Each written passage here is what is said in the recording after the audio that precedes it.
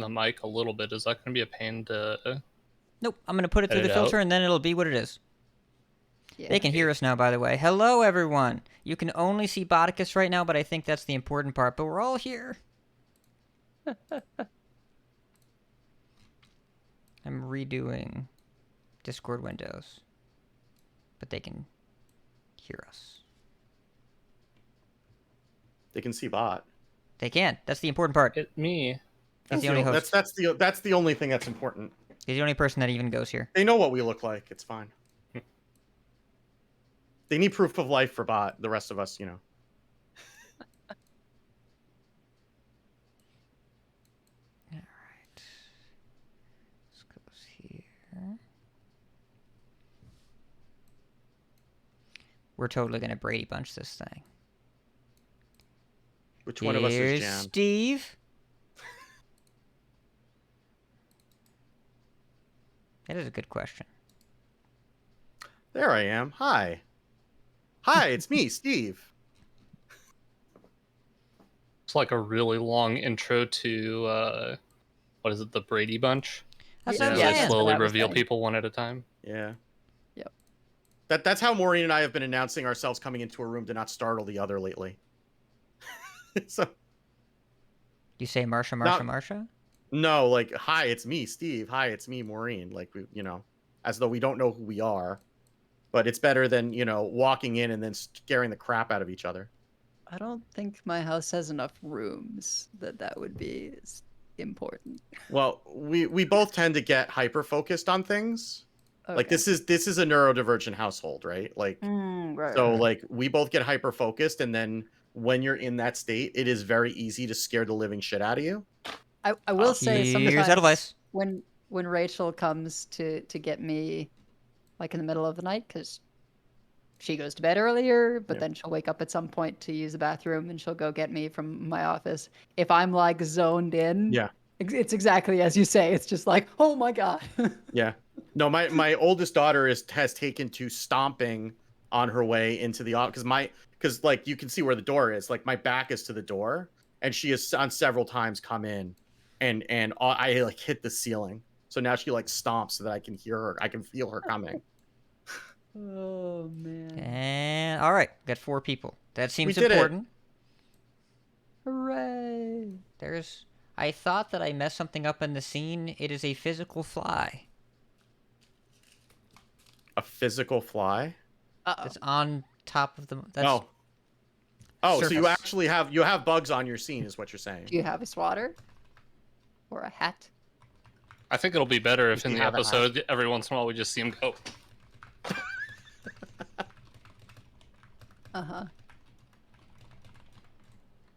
I felt really weird doing that at work yesterday when there was a bee trying to attack me. Oh god. Oh no. People are just watching me freak out, trying not to get stung by the bee. Yeah, I could be allergic, but I don't know, because that's an experience I have not had. So better to not find out if you can help it. That's what I figure. Yeah. All right. Remornia, great card. It is. Wait, how did you... Oh, Duels. Duels. That's what I was streaming. I have stories. It's a fun game. Fun game mode. Yes. I was doing a run. We'll talk about this, but I was doing a run late last night, and I was 1-2, and then my 3rd round passive was Brittle Bones. So I'm gonna play the rest of that. I'm gonna play the rest of that run later. I'm excited about it. And you're gonna beat up because you're gonna be the rare one that still has it. And also I'm playing Elise Druid with the every 3 spells thing. Oh, that's what I should have done with my 2nd run. I was trying to figure out what the hell Elise would do, and then couldn't figure it out, so I just ended up playing Murloc Shaman with Finley. That's weird. Those are both of the decks that I just finished runs with. I had much more fun with the Elise run. Yeah, I'm the outcast. I have not really done duels. Even though my record was better with the Murloc Shaman until I ran into Brittle Bones. What does that do? Whenever you kill any minion with a spell, you make a 2/2. You make a volatile skeleton. Yeah, that deals 2 randomly. Excuse me? Yeah. What, So does there's it have the turn tag 2. volatile skeleton? Oh, it's the card volatile skeleton. Oh no. That's what you summon. So you then can go infinite on turn 2 with Defile.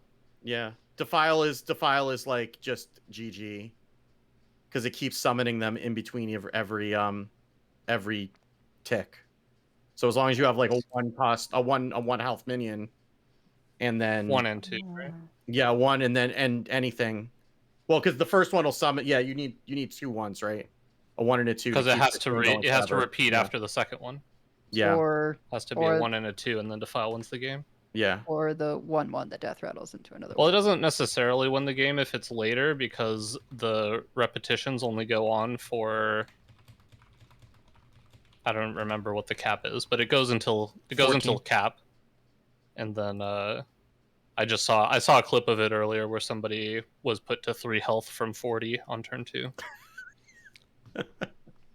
That's why they made it ultra rare or whatever, or reduce whatever it triggers. It's whatever. Yeah, it was a bit too overeager about the cards you put in your deck, inducing it being offered to you. So they pulled back the synergy triggers. Could have just. I mean, maybe it wouldn't have been as fun, but I feel like they could have just made it trigger only on your opponent's minions, maybe. Well, it's a server-side hotfix. They couldn't do text changes. Fair enough. They may change it once they do get another patch. This is not the last we've heard of Brittle Bones, and I imagine that something about how that works will change because it's broken. Should we maybe record? Yeah, I'm going. I gotta do stuff. I just spent 10 minutes recropping video because for some reason when you press Control-Z, it hides all of the video sources until I transition scenes, then transition back, and then they've been fine the whole time. So I guess don't press Control-Z is the lesson that I'm trying to share here. I don't know. We don't really have any news. You may also want to tweet that the podcast is live, by the way. See, I'm going. Well, while you're going, doing use great, the bathroom. Hat. You're going. I'm going. We're all going. Steve already went. We're all.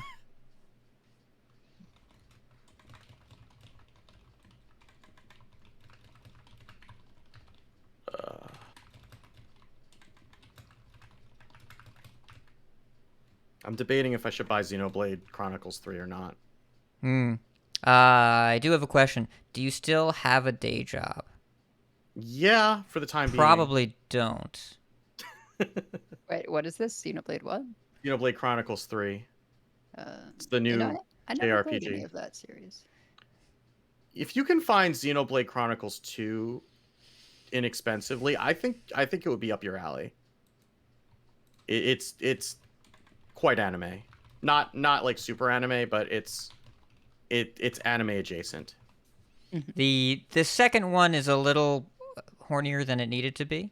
Yeah, I guess that's true.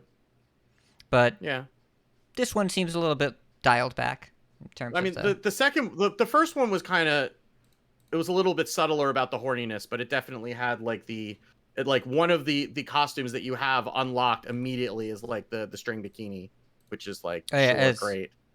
The second game is unnecessarily boobish. There's just There's a lot of boobs. Like fighting game levels kind of thing. Yeah. Like Lost Ark levels. It's pretty close to Lost Ark levels. Yeah. I'll find in the ballpark. I don't know. It's pretty hard when there's literally a mechanic that you have to type letters instead of staring at boobs to complete the mechanic. Society was a mistake. Yeah. All right. I have tweeted I'm going to do an @ here.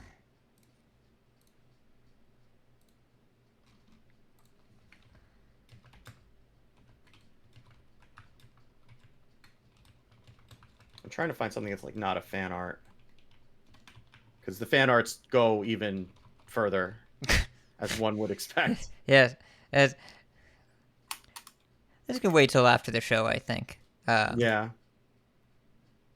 I guess you're not the one streaming. I'd want to make sure I have safe search on. All right. We've pinged, we've ponged. Does everyone have their local recordings going? I'm going to test mine to make sure I didn't jack it up somehow. I am recording. Okay. Sounds like me. And I have 552 hours of disk space, in case you were wondering. Challenge accepted. Don't you dare. All right, let's do it. Let's do a full card review. We got bot here. Let's do it. Okay. And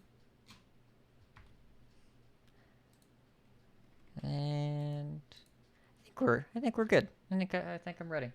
Nope, I don't have my soundboard open. Almost ready. I mean, you figured that out pretty quick. I figured it out just now. What's up, Proby1? All right, I am pressing red button. Oh, should I restart recording, or is it fine? No, you do what you do. It's okay. If you We're gonna you have clap extra, anyway. Recording. it'll be We fine. better. Oh yeah. That's the only My reason favorite Botticus part of the is here, show. is for the clap. Yeah. Yeah, I'm turning it off as soon as I leave. Mess up your whole... Just clap and leave. Yeah. All right. Good. Ready? Yeah. Yep. 3, 2, 1. 3, 2, 1. Starting the show in 5, 4, 3, 2. Shadows hide you. I am listening. Our paths converge. So good to see you. Hail to you! Never lose hope. Here for a chat. I hear you. It has only begun. Fight on, friend!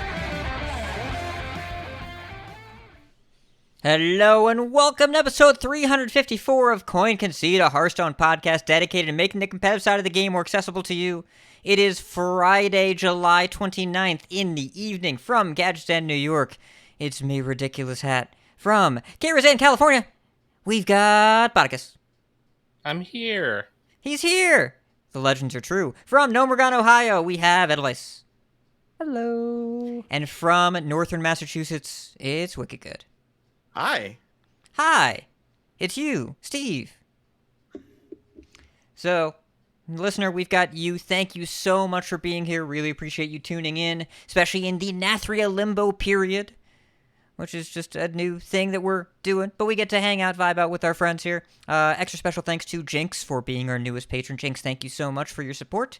And thank you so much to everyone that's left us reviews. Really help other people find the show. Got some life and ladder talk. Botticus is going to go last because we have more questions for him. So, power washing or Haven? Those are our choices today. Let's start with the power washing, because now people are wondering why I brought that up on a show about video games. So I've gone just way off the deep end this week. I both in and out of Hearthstone. We'll talk about Duels in a second, because that has been an experience today. But I got myself addicted to Power Wash Simulator, which is a game, and it is exactly what it sounds like. You get like a dirty car or a house and a power washer, and you wash all the dirt off of it, and the stage does not end until all the dirt is gone. And it is incredibly addictive, and it sounds terribly boring. It's probably it's more like the best parts of Super Mario Sunshine. And it's just kind of very satisfying in a weird way. And I don't know why, but I just am spending way too much time cleaning off dirty houses. That's what I've been doing. This sounds like one of those cell phone game ads that you get where they show you the game and then you download the game because you wanted to play what was in the ad, and then it's some completely different game, except it's actually the one that's in the ad, because I mean, on the surface it doesn't sound like it's too difficult, but it also sounds very relaxing and enjoyable to do. Yeah, I mean, it's doesn't it's require the inverse a ton of of that. brain power. It's the inverse of that, right? Because then you see all the the rendered screenshots, and then you get the game, and it's something that a 3-year-old drew, and then you stop playing it after 5 minutes. This sounds terribly boring, and then you play it for 5 minutes and you're addicted for like 12 days. So, you know, it's on Game Pass, so I didn't have to buy it. I just kind of ended up with it, and then I ended up getting through Humble Choice Lawnmower Simulator, so I'm sure that's going to be next on my list. But I did play some Duels tonight. I was streaming right before the show. I started a run last night, and I don't know what I did to deserve this, but after like the second game, every one of the 3 choices of buckets had one titled "Why Not." That is the Atesh is trolling you bucket, and it's a real thing. Yes. And Atesh has been trolling me super hard during this run. So the first one was 3 copies of Murloc Holmes. And I looked at that and I said, yeah, I'm going to do that. So I took 3 copies of Murloc Holmes. And I didn't pick the rest of them. It subsequently offered me Blood of the Ancient One, 3 copies of that, 3 Flightmaster Dungars, and 3 Snow Flipper Penguins. So I didn't bite on those, but I did take the Murloc Holmes, and I was less interested at that point in winning the games than in just getting the cards off of Murloc Holmes. So I actually have I found a paper notebook where I was writing down what they had in their starting hand so that I could figure out what it was, and then I was just playing Bomb Warrior, so I could basically just stall forever and just wait for them to die. And meanwhile, I was only concerned with getting it out of Murloc Holmes. I played like somewhere between 5 and 10 copies of Murloc Holmes over the course of the run. I got it once. It's harder in Duels because you don't know what the hell they're doing, because it's not even a meta deck. But this one, they were playing Thief Priest. So I knew that the cards that were warrior cards that were in their hand were mine. And I think the third one, I don't know if I ever got a bomb because I was just shuffling a million bombs into their deck. I don't think it ever offered me the bomb as a choice, but I somehow got it. But of course, my hand was too full to hold the cards. So it was kind of like a Pyrrhic victory. But I did get that to work.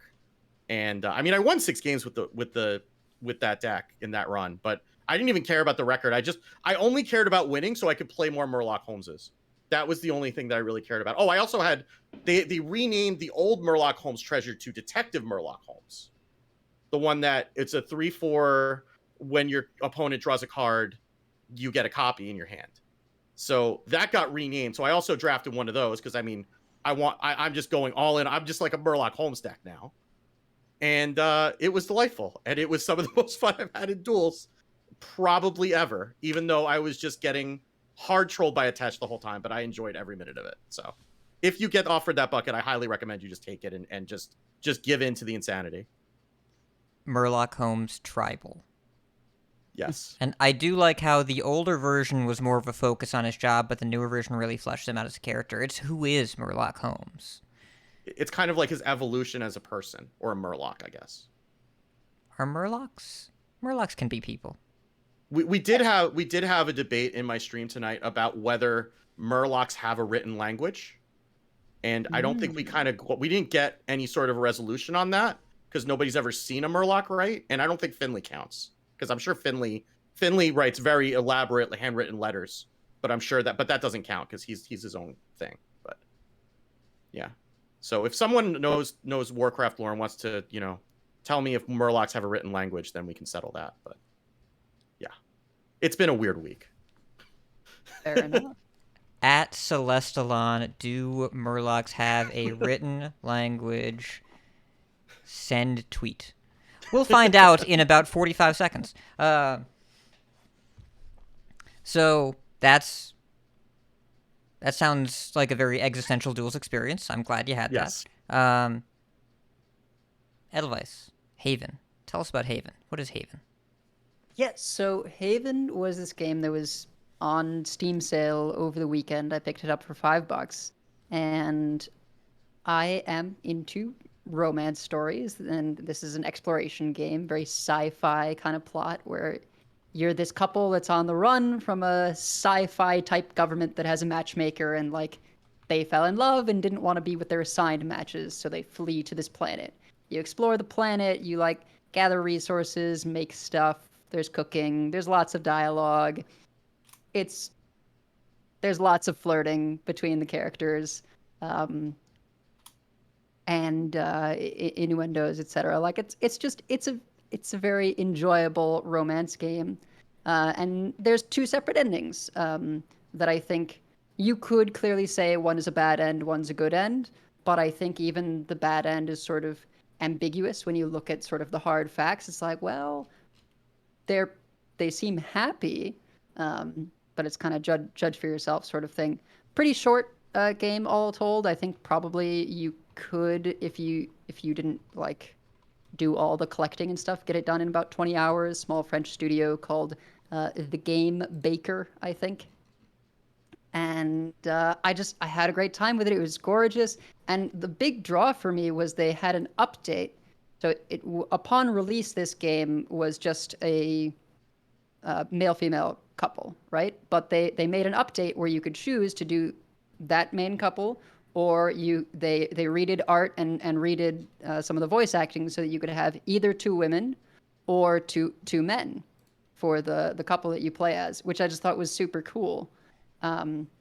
Most of the dialogue is the same except for stuff to make pronouns make sense, but it's just nice to kind of get that sort of release or update, like to sort of be seen and get to have that kind of story, because it totally still works even with minimal dialogue changes, and so that was just like a really wonderful addition to my week, and I immersed myself in that game, and there was kind of this point where I realized I was like, oh shoot, this is an indie game. Like, we're not going to lead a revolution or anything. Like, that's not going to happen. I think I've gotten used to sort of longer, like 60 to 80 hour games where it's like, yeah, okay, I see where this is going. We're gonna unite all the people that don't want to be with their assigned matches and like lead a revolution against the. Nope, there's no time for that. Yeah, You don't get like the Final Fantasy VII overworld moment in a game like that. No. Right. There's no big expensive like rendered scene / combat. It's just dialogue and two people. Yeah. And like you can play it co-op. I think it's designed as a single player game. You can do it co-op. I think certain things might be a little more challenging because there's stuff in the combat where you need to do things at the same time. And so you would really have to be doing a lot of verbal communication with your co-op person to be able to be like, okay, and now, and right, to make it work. But one thing that I did run into after a while that Wicked Good mentioned is like, it can be a little difficult to navigate some of the little island type deals. Like the planet you're exploring is mildly shattered. And so there's all these sort of floating islands that you go from. And there's a map for like the broader system of floating islands, but when you're on any given one, it's a little challenging to navigate. Yeah, I played it when it was on Game Pass, and I got lost and gave up, and which is just like the kind of thing that happens. Like as soon as I get lost and I don't know what to do, I end up hitting a wall, and then I'm like, okay, well I'm done now. Like, yep, you weren't having I liked what I played with it up until I got to that point. It was a really kind of sweet game, but. But so what I'm hearing here is that Edelweiss, you also are waiting for the new expansion in Hearthstone. That is what I just heard. Yeah. Are you interested in watching some buildings for a few days? Okay. Not really. I've got Dark Souls 3 queued up. Been doing a bit of that. There's origami, but honestly, I'm going to be pretty busy this weekend because the other thing I've got going on is we're painting my kitchen where. Well, today I had to take off all the horrific canvasy wallpaper that's been there and was painted over and was covering up some pretty egregious cracks and stuff in the wall. So our landlord did the spackling and stuff after myself and Melanie, my housemate, we kind of did the primer paint and took down a bunch of that wallpaper and stuff. It's a project, but the hope is that she and I will be able to get the rest done tomorrow. We'll see. It might end up extending to 3 days. I'm I mean, but this is kind of the cool thing living with our friends. I say my landlord, he's also a friend, right? But yeah, it's been a nice bonding thing for for the two of us to be working on the kitchen like this. It's just also, you wish that the previous owners had done things properly. This is what 12 days without new cards does to us. We bond with our family and work on our houses, either physically or virtually in Steve's case. Yeah. But I'm glad that you have made progress there. Have you been in the client at all? Or are you taking a siesta? To do dailies, it's like Okay. it's a challenge to do weeklies. Yeah. Just because it involves so many different pieces, right? Like I look at some Wild. of them just like, Duels. ooh. While the just play games are so Duels. fast. Duels work, but Yeah, the Duels games are long. Yeah. you can't but- do 5 ranked games in Duels. Cannot. So Yeah. there was a Just re-roll that quest. no. I was doing a session with I was doing a co-op with Smiley Chris, and we had a Demon Hunter games quest, and they're winning 5 ranked games, and so there was an odd DH list that had I think 23 1-drops in it. We cleared the entire quest log in 28 minutes. Wow. Okay.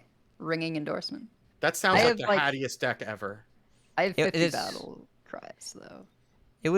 I enjoyed it. It was enjoyable. Well, I mean, 50 battle cries cries. you do that in Battlegrounds. That'll knock that out pretty quick. Yeah, Yeah. I guess. Yep. Or I mean, you can play. There are a lot of battle cry heavy decks in standard too. Like you can play the Bolner Shaman deck, and that deck is exclusively battle cries. I think I'm gonna be okay. Whether or not I complete them, Yes, it's gonna be okay. you'll you be could fine. do you could do the Old Doom Quest Shaman in Duels. You could. That's true. It's true. See, I know my audience. Yeah, yeah. You know yourself. So I've been doing, Wild's been where I'm clearing my quest. But yeah, I mean, right now this is the weirdest limbo period I can remember. We have a lot of downtime, but depending on the type of content you do, it kind of like it was relaxing at the beginning in a way, but now it's just kind of like, what do we do now? Luckily, myself and my co-host very good at filling the time. We filled the airways pretty effectively. But every time I log into the client, I'm like, can I play with the Nathria cards yet? Can I play with those? In Duels, kinda. Duels? But I wanna pick the ones I play with and then play them on turn 1. So it's either way. It's gonna be here before we know it. But in the meantime, work stuff has happened. It's been a very stuff-heavy week at work. I'll avoid getting into the details, but there's been some intensity. Figured it out. But I'm glad the week is over, even though Friday is not really the end of my week. But neither here nor there. I'm glad that the trials and tribulations this week are behind me. I believe I am legally required to say I am now a Mac owner for the first time. Got myself a MacBook. It is a very nice computer. I'm not gonna evangelize any more than that, but I've enjoyed it so far. And I think a certain member of our audience will be pleased to hear that. And then the most terrifying thing happened. So there is a new feature rolling out on Twitter, staged rollout, that shows your average tweets per month. So I don't have this yet, but Alkali had it. She posted hers. Celestalon posted his. I went to go look. I didn't have it, but she tweeted, I looked at hats. And it is astounding. And the number, it's not an okay number. So I want to guess here. I Go want to ahead. set. So hold on. let's Let me give see. you a basis for comparison. All right. I feel like this should be some sort of contest or something. Like, guess the number of beans in the jar. It's a very large jar with a lot of beans. So as a basis for comparison, Alkali, who you all know, community manager, great person. Her average tweets per month is 388. Celestalon, who we know and love, 381. Now, these Okay. are tweets and replies? I believe it includes replies. Yeah. Just Okay. times you press the send tweet button. So this is a monthly average. I was gonna set the line at 3.5 digits. So, and I was gonna lean towards the over. Like over But 3.5 I think digits. that's Like yeah, 350. like over 1,000 tweets a month for you. But that's now that I've heard 388, that sounds a little aggressive. I don't know. Are But- these Price was Right rules? I'm not running a contest. You all self-organized. I know what the number is, so I can't even. I don't even. Oh, you actually- yeah. same. I already checked. So, Yeah. BOTTICUS, you were correct, buddy. I'm at 1305. It's there's been a lot of soul searching today. It's because that means I'm averaging more than 40 tweets a day. Right, you're taking one for the team here. Now, anytime I can think about, gosh, I'm getting a little too addicted to Twitter, I'll just think of that number and I'll be like, we're okay. Thanks. Does that Thanks, count Edelweiss. retweets? Thank you. I don't Although- know. I didn't look that closely. I don't think so. I do a lot Ooh. of browsing. Pat so- doesn't retweet that much though. If it counts retweets, I don't think that's. I mean, it's a lot.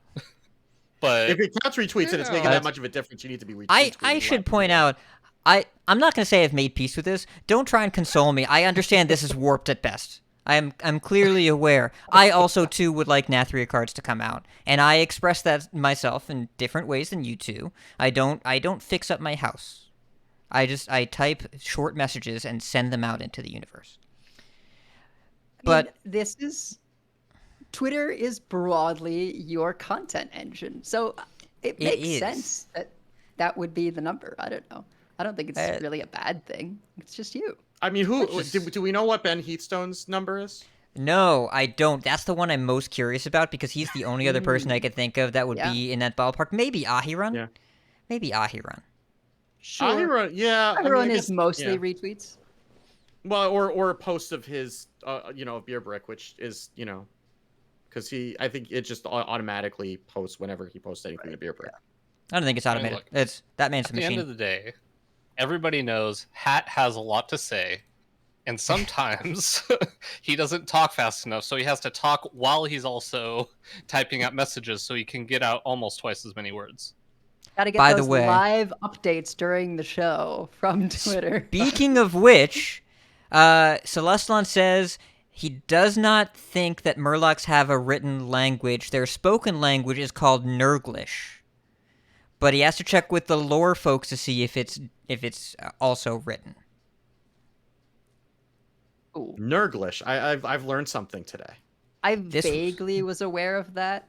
It's one of those things where it's like, I definitely heard that before, but I would not have been able to tell you. Yeah. Yeah. I raised my average to gain that information, so you're welcome. So, but most importantly, BOTTICUS. How you going? That's not English. BOTTICUS, how you doing?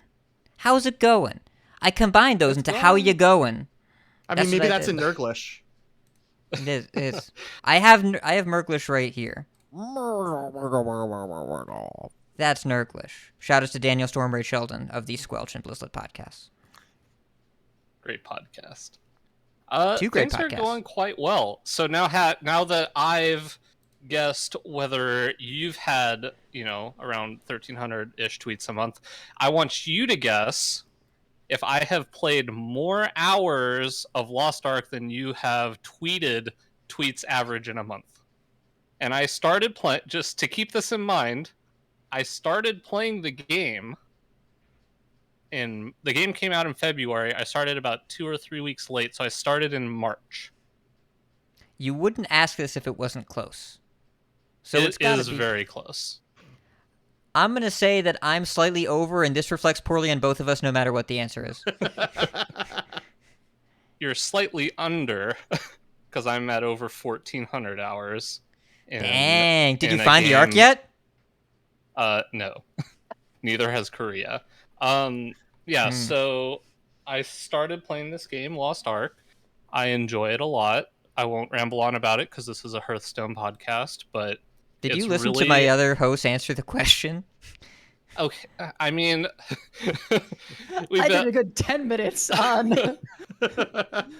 I mean, okay, here's the thing. I put 1,400 hours into the game.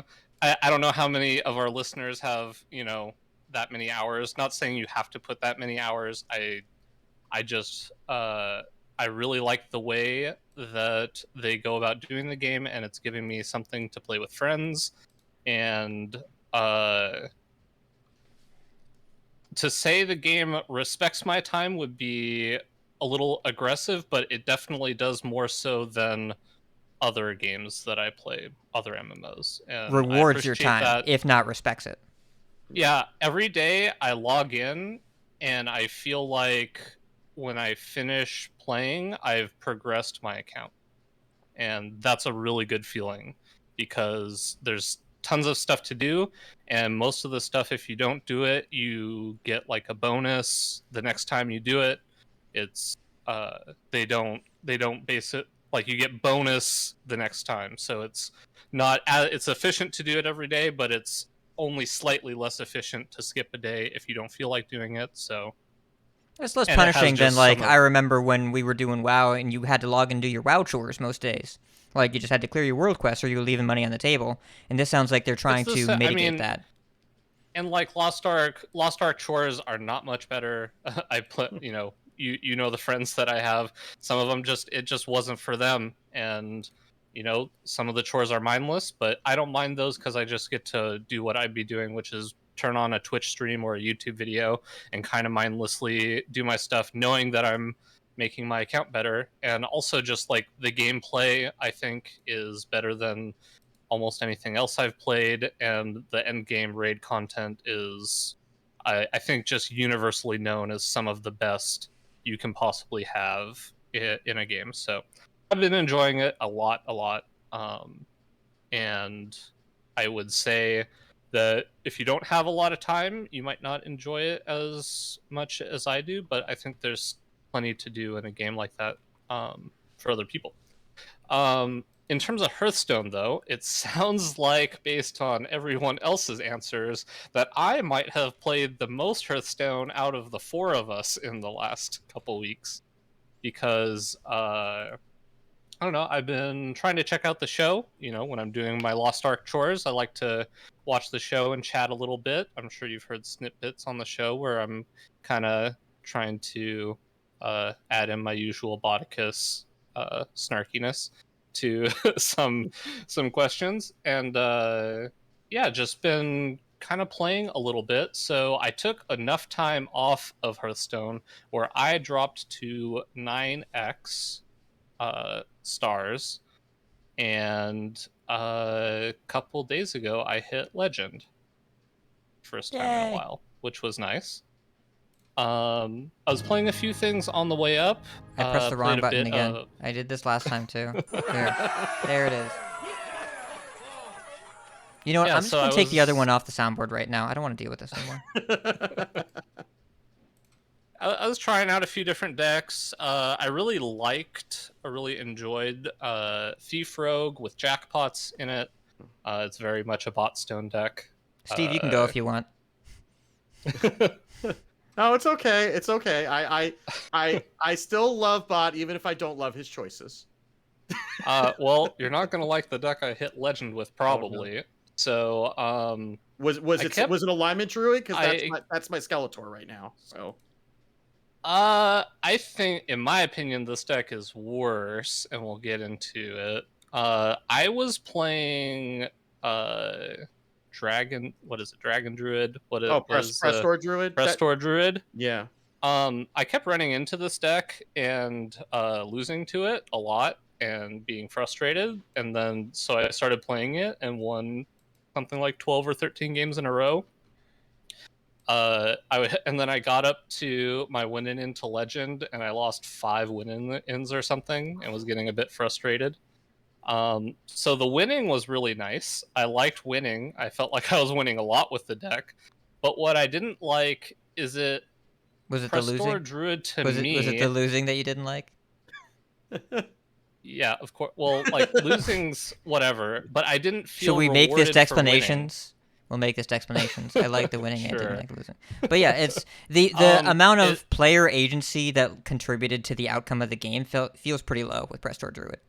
Yeah, it feels like a hammer trying to find a nail and just kind of destroying everything in its path. And it does That's it. a good It feels like analogy. there's a I lot like of. that one. It feels like there's a lot of decisions to be made that just don't matter. Like you can make optimal decisions with the deck, and it just feels like you're just kind of a lot of the matchups you just steamroll people. And the only times I felt kind of helpless is when you didn't draw Kazakhstan against the control matchups. Yeah, Steve knows, and not from the perspective of the Prestor Druid. Or you didn't create one with the other created cards. I think I don't actually mind the first Kazakhstan. It's the second Kazakhstan that tilts me off the planet.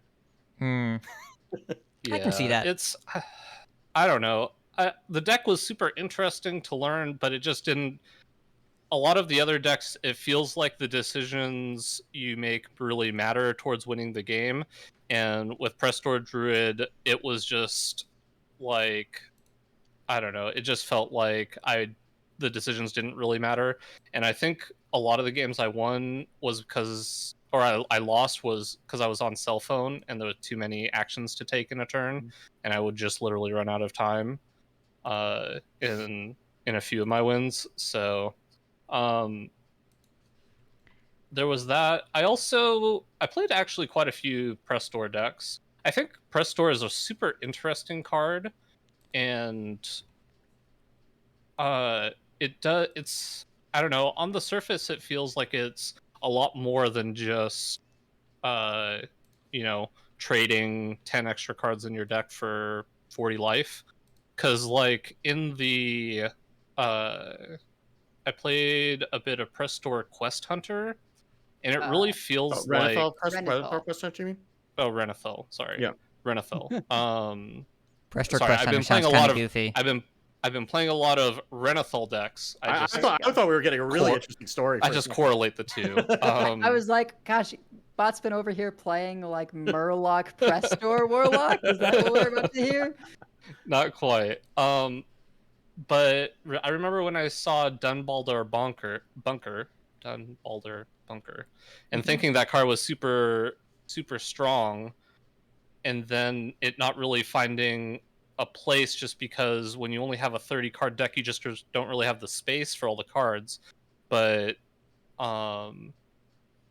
having those 40 cards, it kind of really fits the theme of what the Quest Hunter deck's trying to do, because it's just trying to stall the quest out, and then you get to use all these secrets as extra fuel for your fire for finishing the game.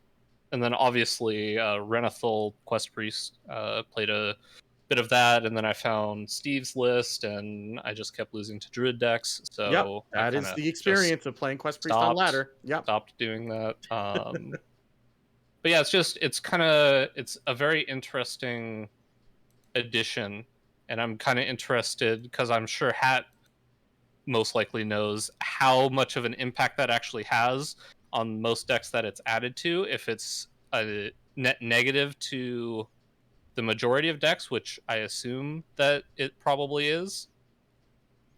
Audio listeners, I nodded to what he just said. Yeah, you play it in decks where you do something powerful proactively in the mid game. You are good at finding it, and the extra life matters before that. So initially, people were trying it in slower decks, especially in Druid, because you were already writing off the first 5 turns. But it turns out writing off the first 5 turns, 10 life doesn't make a huge difference there. Except in Quest Priest. Well, that deck's still not great, man. It's still. I know it's not. I know it's not, but it's better than it was. But that deck is also a little bit more proactive. Before, so playable is a step up. But it's still pretty proactive in terms of the stuff that you do on curve, as opposed to Alignment Druid, which is ramping. Like you're doing nothing to the board. In Quest Priest, because you're playing 2-drop and 3-drop minions, at least you can trade with those, and the extra 10 life means the extra turn it takes to deal with the board, you needed the 10 life. But it turns out it was ideal in Quest decks because the thing starts in your hand, And in things like Beast Hunter with a lot of search, a lot of tutors and pseudo-tutors, as well as a powerful spike in the mid-game, you just do your thing and you no longer lose to FLDH or whatever. It's when you're in a race and you get to start 10 life ahead, that's a good thing. That's why FLDH got worse. But if you're playing a more reactive deck or a deck that needs to assemble more pieces or whatever, it's usually worse for you. Unless you're playing against Mind Rogue, in which case 10 life good. Well, But I assume people stop playing Prestor Mind Rogue. Druid. It's good in Prestor Druid, right? Because you're just trying to play Prestor on turn 4 or 5 and not be dead. And Well, it's more dragons. It's got a power spike in the mid game that you're good at finding. So and what actually matters to Prestor Druid, more chances to hit Kazi in your deck. Like you said, Steve, it's more rolls, but because it plays 5 tutors for Prestor and it does one thing and it does it in the middle of the game and it wants to not be dead when it does the thing, then it makes sense for Renathal to go in there. But for most decks, it's bad. Like in Curse Warlock, it doesn't make it better. In Celestial Druid, it changes your matchup spread a little bit, but it doesn't make it better. Yeah, I tried Renathal Ping Mage. It was not better than just playing regular Ping Mage. Not that Ping Mage is amazing, but I had much better results with like 30 card Ping Mage than 40 card Ping Mage. Yeah, It was so interesting seeing the spread of GMs who played the XL or not XL versions of these decks, and to see the pain for Sottle and Raven of having to cast the full, what was it, 130 card lineup or something? Oh, the 3-hour matchup between or no. Bunny Hopper and Pascoa. Yeah, I forget how many cards were it. Yeah. too many. Yeah. Too many cards, too many hours. Pascoa, love you, buddy. Play faster. You know what? Someone said this in Discord, and I'm going to repeat what I said there, which is that the way that he got to be as good as he is by taking all the time that he needs, and that is one reason that he is where he is, and I am not where he is because I do not do that enough. I have nothing So, but respect for him, and I doubt it. wish that he moved the cards around faster. Listen, he needs a full 50 seconds to push his palms directly into his forehead before he decides what cards he's going to play. That's the source of It his was power. great to hear from Bunny about how that's something he has actively been working on, is just like taking less time on his turns. No, it was good. If he interview. needs coaching, We'll get to that. my DMs are open. I can't wait for best of 7 conquest at the end of GM. That's going to be, Yeah. yep. There will be a lot of waiting in that match, so I hope you work on that skill set now. But yeah, so you got Legend Botticus. Good job. Yep. And I'm not here to judge Quest I'm Hunter. like at 3,000-ish legend, something like Better that. than where I am right now. I know that Haven't there bothered. is. I know that there is the Quest Hunter, like the Quest discourse, which is now quite old at this point. I don't think we're going to be talking about it too much in about soon, few days, 5 days. But you're just playing damage cards, and then people are dying to it. Maybe they should be better at dealing damage themselves. I don't know. Well, so I actually found a really fun matchup, or at least a very interesting matchup to me, was Quest Priest versus Renathal Quest Hunter. Yeah. Because it feels like there's a bit of counterplay, and I mean, nothing feels better than mutinusing their quest reward. Even better when you trigger it on your turn and then play Mutinous to get it because they left up a trap. I found that matchup to be fun, but overall, I think Kazakhstan is a very frustrating card to play against, in my experience. And outside of that, I think the meta felt pretty good. Yeah. The only time I really felt like I was scammed out of games was when I got Kazakhstan once or twice, and I mean it's just part of it. It's kind of part of it, but at the same time, I think the power level of that card might have just missed the mark a little bit. Yeah, and that They was reworked it, by the way. that was already nerfed twice. Yeah. Actually. Yep. Because they removed Locust also, in addition to like the rework. Though, to be fair, it's only good now when it costs 2 mana and you get to play multiples, so, like, maybe they did just fine. Maybe It's okay. also I don't good know. when you play it and then you celestial alignment. It's also pretty good when you have 16 to 18 mana and you play it for 8 because you discovered it off of a random dragon that you got. It's still good there. Trust me. Yeah. I kind of wish Steam Cleaner was the card that we got from the next expansion instead of Redithal, because that would Early that would release a make me card happier. that helps less things happen Is in the that- voyage to standard metagame. Is that the 5-drop? Yeah, the one that Yeah. that deletes all cards from both decks that didn't start there. Yeah. Yeah, I don't know. Like, I saw that card and I'm just like, how many 5 mana 4/4s do I want to put in my deck?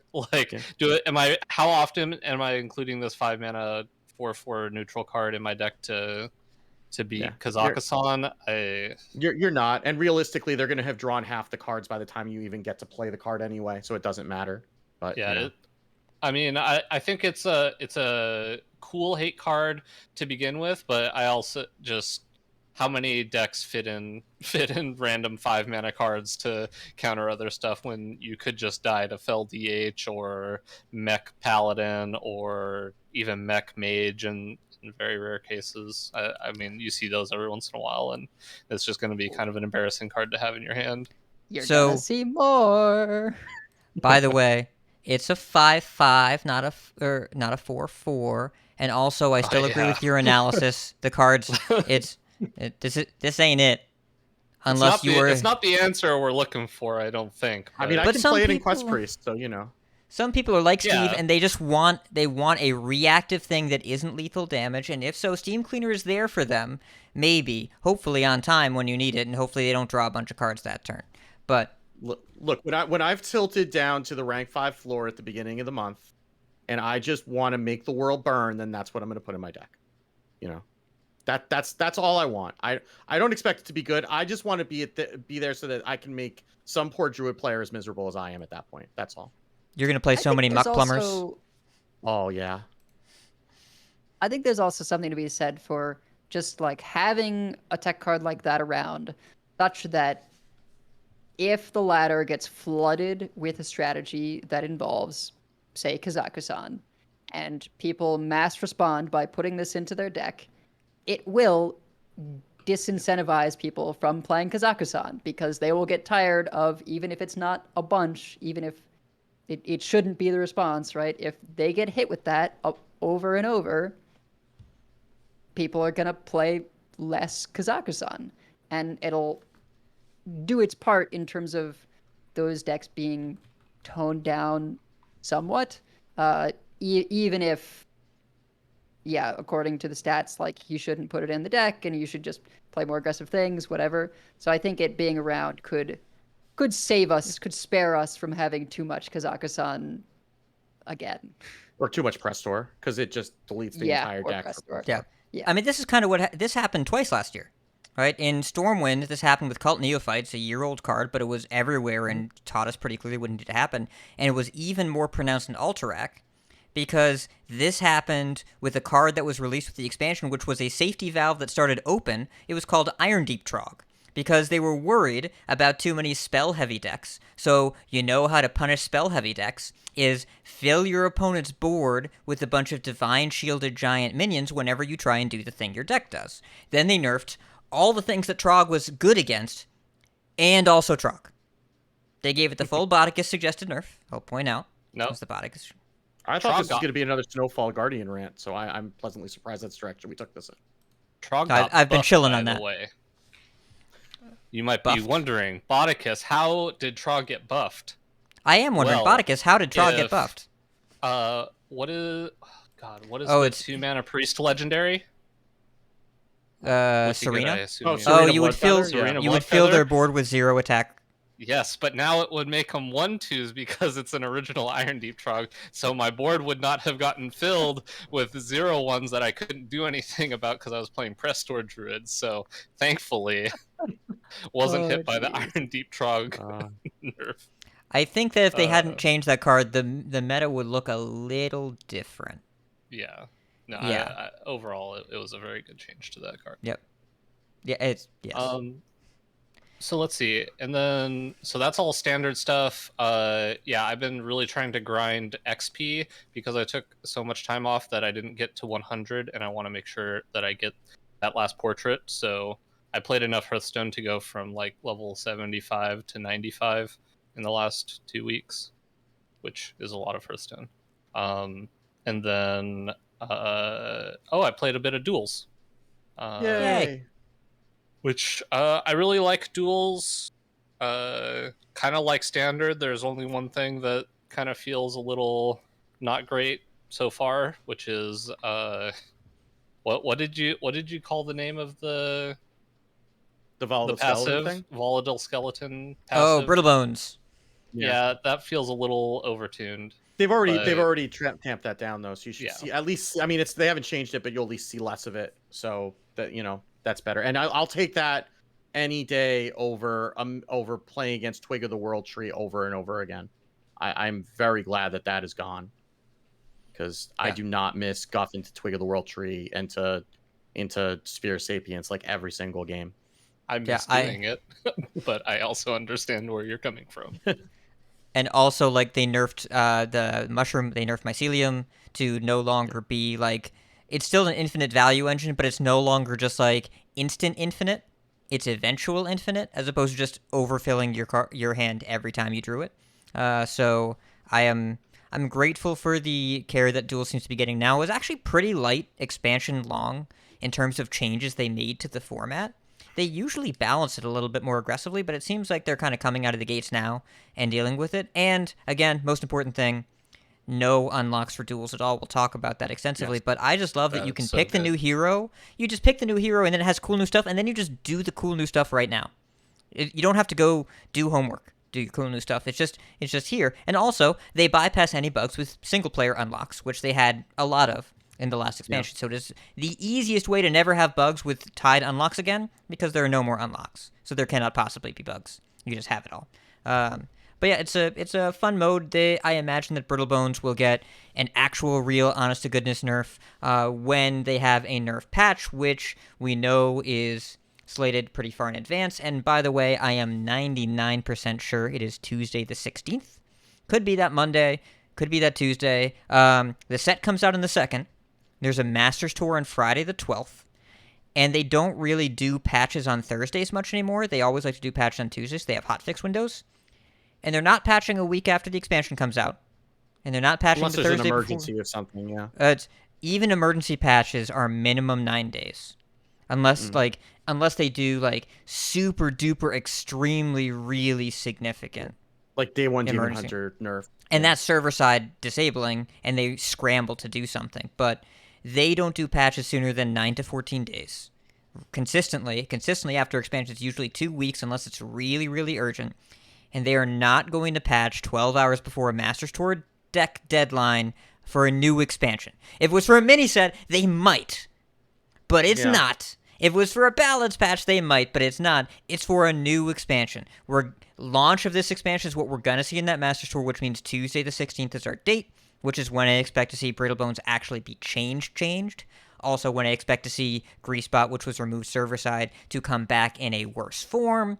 This is when we're going to see stuff be different, but there's no way they patch the day before Masters Tour. It just doesn't make any sense, and again, they don't really patch on Thursdays much anymore if they don't have to. They really like having a hotfix window before the end of the week. So that's the date I'm And looking the competitive players would just like collectively just have a fit. Not that matters, but like it's been like the last couple Masters Tours have had that kind of controversy. I'm pretty sure that would not go over well.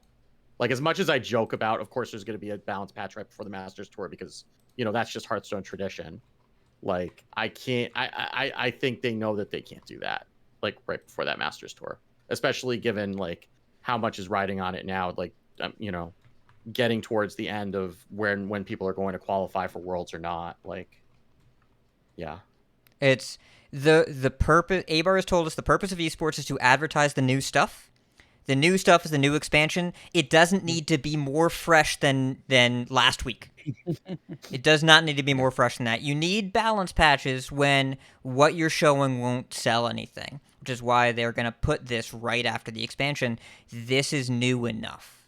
This is exactly the timing they want to sell stuff, so they don't need to disrupt the tournament, because when they disrupt the tournament, they make people play more safe stuff, which would actually work against what they want. They won't play any new decks if they think they're going to get nerfed that week. So we'll see exclusively new crazy broken stuff, and then they nerf it after the tournament. Here's hoping. Yeah, I feel pretty confident. But Botticus, you you changed your relationship with Hearthstone pretty dramatically, especially in your time like between the last time you were on the show and now. We talk about relationship management with the game all the time on here. You've had these conversations with us before. How do you feel about coming back to Hearthstone, and what do you envision like your future engagement's going to look like with it? I think it's going to remain pretty consistent. Right now, if I feel like playing Hearthstone, I boot it up and I play it. And if I don't think about Hearthstone, then I'm probably just not going to play it. I don't feel as much like when I was on the show, even though nobody was giving me any pressure, I felt the pressure on myself where I had to play the game. I had to log in. And even now, I'm on the show right now trying to talk about cards, and I don't know any of the names of a bunch of cards. I feel like even though I played a bunch of the game, it's that was never a strong suit of mine, is remembering the names of cards. Even though when I used to listen to tons and tons of Hearthstone podcasts back in the day, somebody would struggle to think of a card, and I would know the card off the top of my head, and so. I feel a little, there's a twinge of not feeling great about being as involved in the game and coming on a podcast and trying to talk about it with any sort of kind of expert opinion or anything like that. But right now, I mean, I usually on work or on break at work, I boot up a game if I feel like it, and I play a little bit of Hearthstone, and some downtime at home, I might boot it up a little bit here and there. I have to grind out a few more levels of experience before the new set comes out to finish off my rewards track, but I think it's just a more healthy spot to be, and I don't get too upset about most games unless they play Kazakhstan, but that's beside the point. And yeah, it's I think it's a pretty good spot to be. It feels like Hearthstone's in a pretty good spot for me, at least, where it's a game I don't mind coming back to, but it's not a game where I feel forced to play. And that's just kind of an outlook I have on most things now. Like Path of Exile came out, which was another game I was putting a ton of hours into, with an expansion kind of in the middle of the time where I was playing Lost Ark, and I played it a little bit and just, I don't know, it just didn't click with that one. And I might try the next one that's coming up, but I get off work and I feel like logging on to Lost Ark, so that's what I do. And when I get tired of doing too many dailies, or just feel like doing something else, or a lot of times I'll make some food, and doing stuff in Lost Ark and eating food at the same time doesn't really go well together, but playing a turn in Hearthstone and then taking a bite of my tacos is a really chill way to enjoy the game. So that's mostly what I've been doing, and kind of what I'm going to continue to do as far as I can tell. I had tacos for dinner tonight. I will probably also have tacos for dinner tonight. I like tacos. Tacos are good. Big fan. I think we can all have an expert opinion on that. So but yeah, I mean, there's a new expansion coming out. There's a bunch of pretty cool cards in it. I know you guys talked about a few of them last week. we did, and actually, we wanted to get your opinion on. Well, we do the card superlatives, right? We do the card you can't wait to play with and card that you're scared of. So we wanted to ask your opinion on the new set categories. So card you cannot wait to play with. So I was looking at a bunch of these, and I don't know. This one just stood out to me. Some listeners might remember I was really into Totem Shaman when it came out a That long was your time claim to ago. fame for a while. Yeah, Yeah. for a little bit. And Party Favor Totem just looks like a fun card to play. It feels like the infuse is doable when you're trying to kind of create just some totems, and then it's just going to kind of feed off of itself.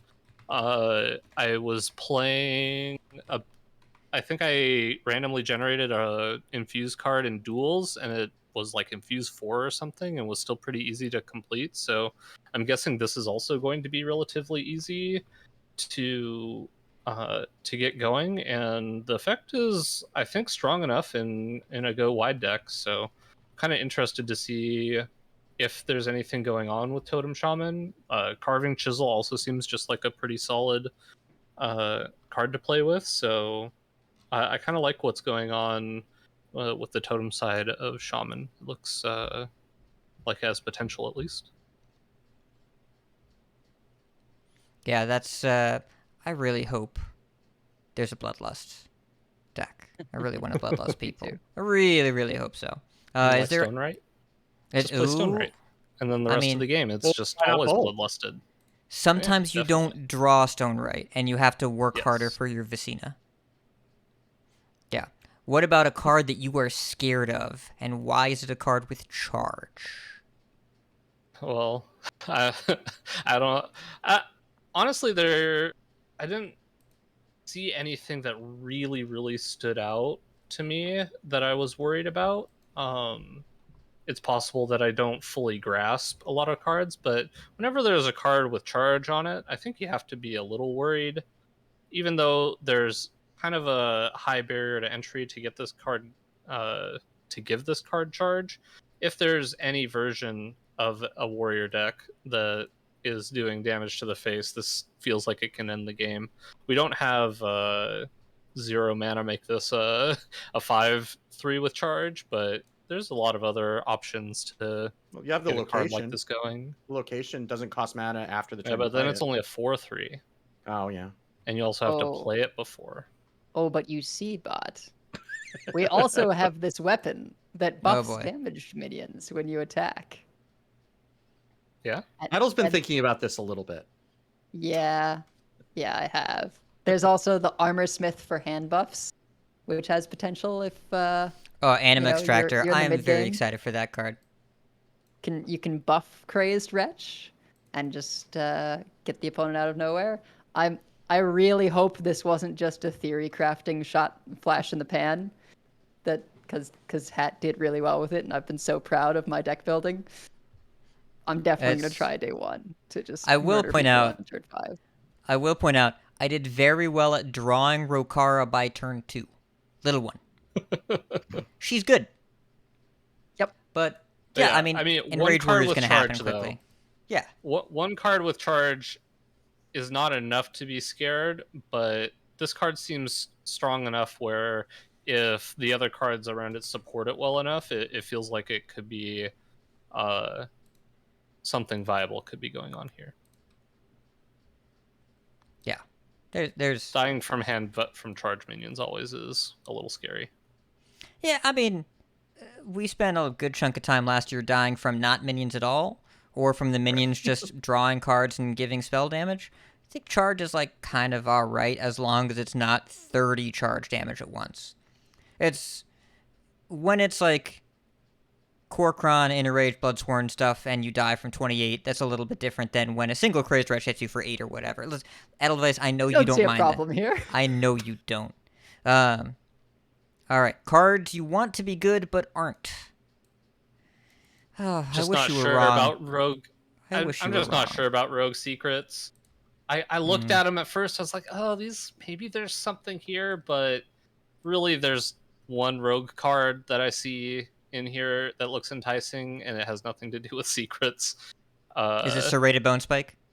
No, it's Necrolord Draka. Okay, that's the other one. Hopefully that card does a lot of damage. So Deck Tech played against John Brain Theater Crafting. Got hit by an 18-3 from Draka. Did Eh. did they get hit twice or just once? See, that's there why was- you need to play Renathal so you have the 40 life.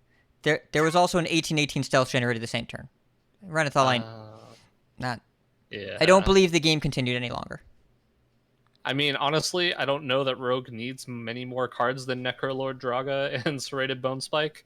I mean, that kind of are two just very good cards, and then we'll see if anything happens with the secrets. But there's a little bit of like secret support in here. I kind of don't see it, honestly.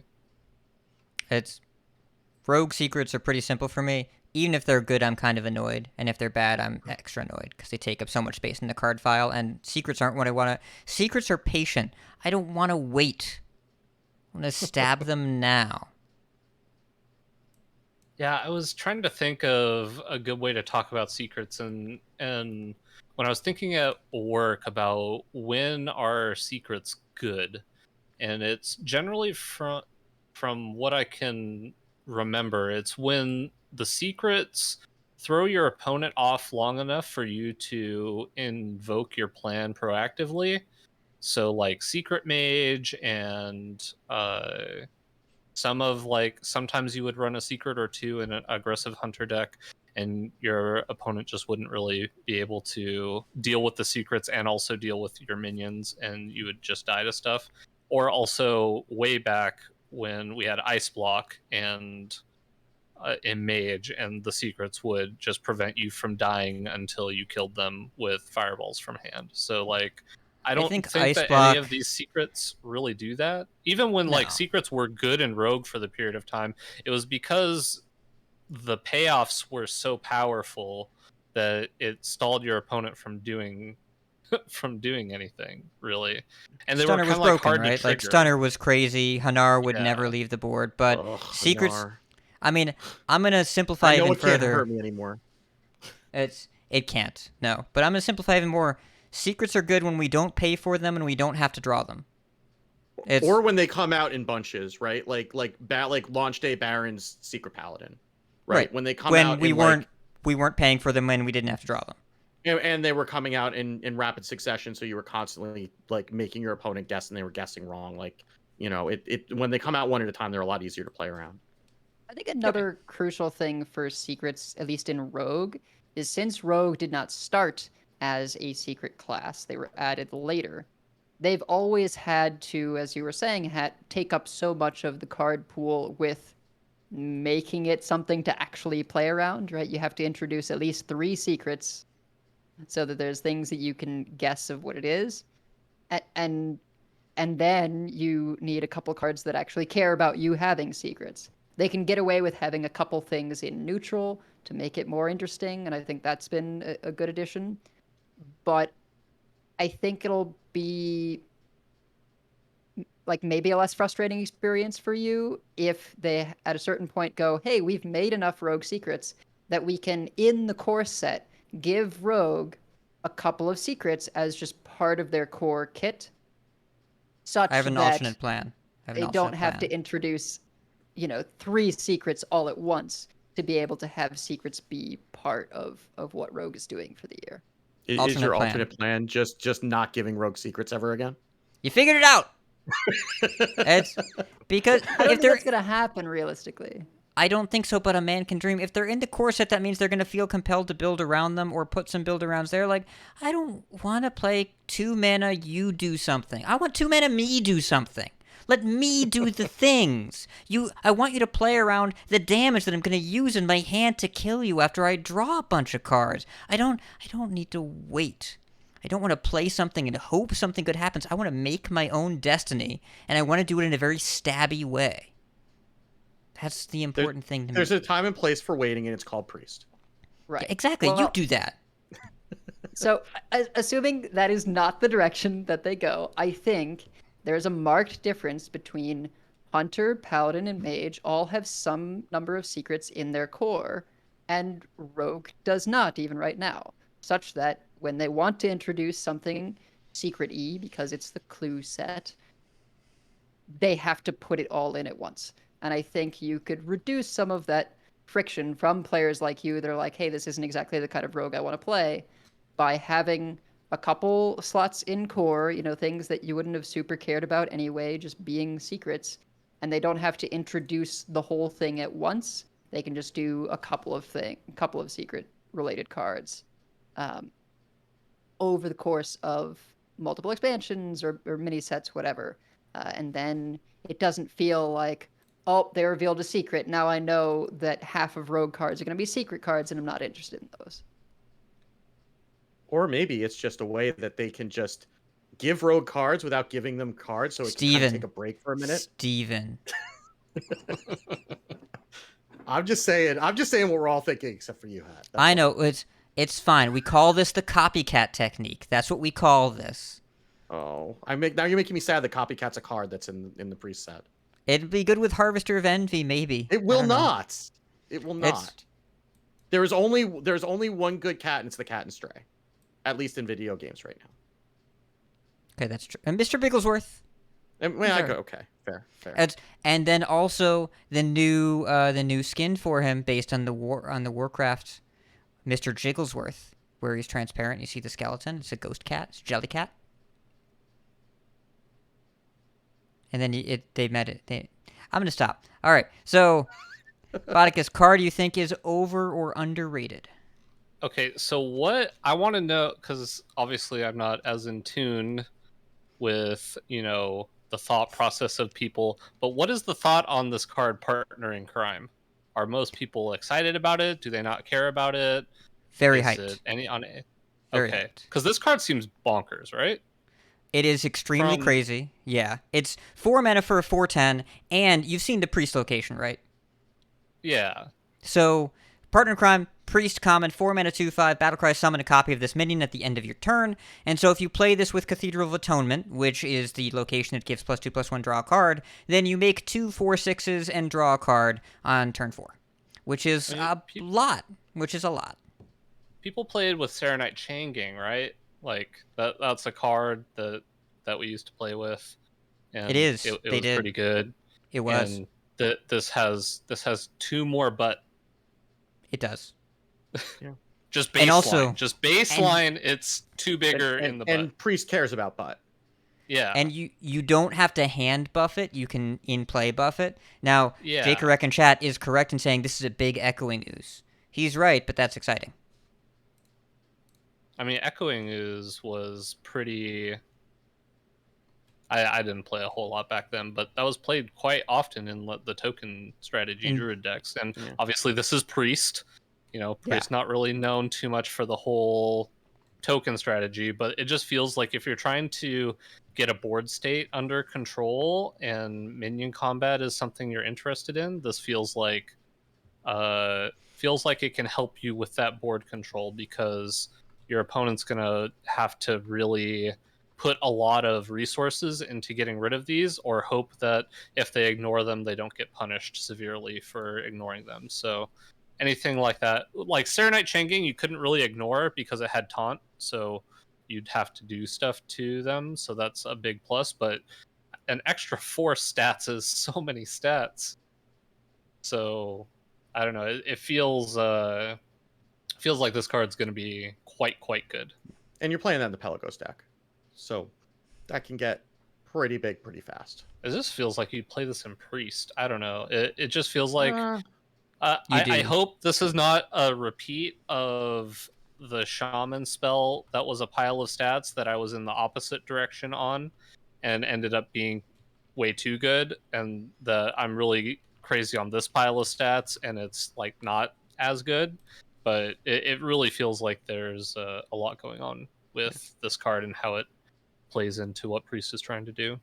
I think in a buff Priest you play it. I don't think you this is not a card you want in a control Priest, because 2/5s, or even if you buff them a little bit. I mean, if you're buffing them, you're playing a buff Priest, which is not really a control deck. This is going to be more of a tempo deck. It's like a weird Quest way Priest is playing Cathedral, so you might play this in Quest Priest. You have so much other competition for that 4-cost spot. That's a pretty premium slot in Quest Priest, because I mean you're dealing with Nether Drakes. You have Zarella, you have both Blade Masters, or I guess not necessarily Samuro, but certainly Okani. If you're playing the Cathedral, you're playing Samuro. Yeah, so you're playing Samuro, right? So like you have a fair amount of competition. You can only run so many 4s in Quest Priest. Like it seems like you can run a lot, but you can only run so many. So I don't know that this necessarily fits. And generally you want the minions that you're playing in that deck to have taunt at least. Like I mean, two were you vanilla minions in playing? Quest Priest don't do that much for you. Were you playing the 4-drop spell that puts a minion on the bottom of the deck? At one point, and then I cut it because it was too Because slow. it seems like this just trumps that card in the majority of like obviously that card has its uses against big minions, but that always felt like a super clunky card when I was playing the old Quest Priest list, and I'd much rather just have something with board presence on Yeah. it that helps me with a bit of control, or just makes my anything that makes my opponent waste resources feels like it has potential. Yeah, I mean the 4-drops I was playing in Quest Priest were Okani, 2 Nether Drakes, Magic Hexen, and Zarella. That card's also super Right. good. So like Yeah, if we're not running 4 is enough pretty Shadow and bloated. Holy spells that Nether Drake doesn't work anymore, and we're running Cathedrals, and I could see it there maybe. You might also just want to run like School Teachers, and that's a lot though. I'm going to Yeah. go ahead and say it still goes in a good percentage of the priest decks because I don't think Quest Priest exists Oh no, it after this doesn't. expansion with the deck cards that Yeah, just Steam Cleaner just sideswipe it. absolutely deletes the win condition, and that's the end of it. But like It's- even like I Control don't think Priest, that's like, the it's more biggest of a death problem battle that thing. Quest Priest's going to be dealing with here. I don't think this is a Steam Cleaner angle. I'm not Yeah. going to say Well, that doesn't the other cause 4-drop. problems. I'm going to say that you're going to be dead. You're gonna need the Steam Cleaner to clean off all this dirt from things stomping on your face before you get to the point where Steam Cleaner matters. Yes. Yeah. But also, I know there was some reference of like in a Pelagos Priest, that's every priest. We're playing that card is bananas. That card is stupid. Yeah. Yeah. So But like I don't like Naga Priest, I don't think you'd be able to fit it because you just don't have that many slots for non-Nagas. Right. in Partner Crime? No, Pelagos you do like Partner in Crime, I don't think you ever. It's that yeah. Oh yes, we do. This is just big. This is just 4 mana big. That's all it does. I'm good. I'm all set. We will find a way to like get a coin and a Valish going here, and we'll be okay. Yeah, But I mean, I there's- think there's enough times that like if you don't draw a Naga, you just like sit there and flail. Well, we that. have Atonement and Yeah. Peli now. The deck isn't the same. It has redundancy. We're okay now if we whiff a little bit because you get to be it's still a Naga Priest deck, but it's not just Wig. With Peli and with Cathedral, we go from 2 cards that matter to 5, and that's like a large jump. So I think we can get away with Partner. So it's like a whole costume department now, is what you're saying?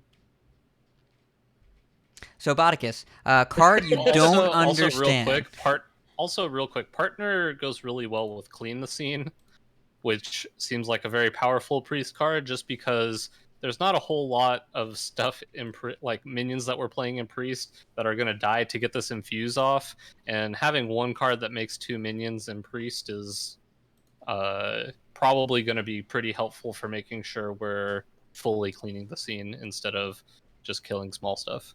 Are those dying though? Those aren't dying very quickly. They've got a lot of butt. I mean, I if mean- they're not dying, then you don't need to clean the scene yet, probably. I guess if they're not dying, then you don't have a problem. So yeah, I guess that does factor into it. Yeah. And they can both run into a Mountain Bear, and then when they die, and then the Mountain Bear pops, then you clean off the cubs. So final category card you don't understand: Remornia, the Living Blade. So, this was more like when I first saw the card, it was kind of like a mind explosion of all of the possibilities with this card. Because at first I was like, oh man, the card kind of, cleans up the board pretty well. And then I was like, oh, if you make it really big, you just kill your opponent by attacking them a bunch. And then I realized that, oh, that's not how that works because you only get to attack once per turn, even if it equips itself to yourself multiple times. So it was just like, I get it, but I don't know that I fully understand all the possibilities of a card like this, because it feels like you have a lot of I don't know, it feels like you're gonna have a lot of options when if this ends up making it into lists. Yeah, Like it comes into play, it attacks, and then you can like attack something or attack their face, and then it becomes a weapon again, and then you attack something, and then it becomes a weapon again, but you can't attack again because you already attacked this turn. It's just like there's a lot going on with a card like this. Yeah. There are the limiting factor there are a bunch of limiting factors in a bunch of different ways that just make the card kind of awkward to use for anything except trading a lot. You can go face so infrequently with this card, which makes it a lot less appealing for me, because anytime it doesn't start your turn as a minion, you can't attack face with it, and you only get to attack once per turn with your hero. So you're just not talking that much face damage with it, which means a pretty big investment for like 4 damage cleave a lot of the way, like a scuffed Krakatoa. It's you have to, like with Anim Extractor, maybe you could make it bigger and then it just sticks around longer. There are ways to buff it. There are ways to I don't really think there's a consistent way to heal it, but you can make it bigger as a damage minion, something like that. And it's a guaranteed damage minion that starts in play. If you start with it as the weapon, then you swing, you get to drop it in play as a damage minion. You get to do stuff with that. But it also has a lot of anti-synergy with Rokara Hero, a lot of anti-synergy with Imbued Axe. It's just, I'm not really sure how to make it happen. Like, what is the Remornia Dream? What does the Remornia Dream look like? And I don't know what that looks like. Yeah, it's kind of weird because you would think it'd be kind of powerful in the situation where you're like, you attack with it, it kills a minion, and then you hold it as a weapon, and then next turn you kind of get to dictate what's going on because you attack something, it becomes a minion again, it attacks something, now it's a weapon again, and so it's kind of like protecting itself in a sense because it's equipped to you as a weapon, which is harder to deal with than just a minion that's on the board. Yeah, it basically is Krakatoa is the way that you kind of have to think. It's a 7-mana Krakatoa, right? Because like generally 6/5 body. You're gonna swing into you're gonna rush into something, you're gonna swing face, you're gonna rush into something again, and then hopefully it still has some health left, and then you get to swing face one more time with it the following turn. That's probably the way that you use it a lot. I mean, and we run Krakatoa. I mean, Krakatoa still has the 6/5 body that's attached to it, right? So that's a little bit better. It also costs less and get shadow well, steps. I mean, one less, but I mean, this is the From the Depths class, so the you always thing go when for you this. resummon it. Yeah, Krakatoa does all. I guess like when you put it that way, Krakatoa does a bit more than this, but Yeah. I don't know. It was just kind of a card that it's just very interestingly designed. I love the design of it, regardless of its viability in decks. It's a very cool card. Yeah, it's rad, but is it rad but bad? Because that would make me sad. Maybe it's just a fad. Maybe. So, okay. Hey, live listeners. See me right now? This section that we're doing right now is just for you. Linthesis, are you here? Linthesis. I want to know if you specifically are here.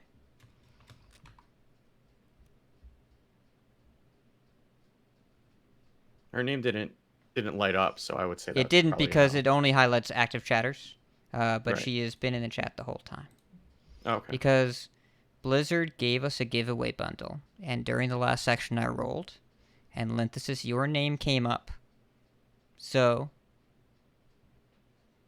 this is not a Sparkus situation. No, but Linthesis, you have won from Blizzard an expansion bundle. So if you're here, congratulations. If not, I have a backup, but we'll shoot you a ping on Discord. Let's see. I know she's around here somewhere. But yeah. I'll DM her. Okay. Yeah.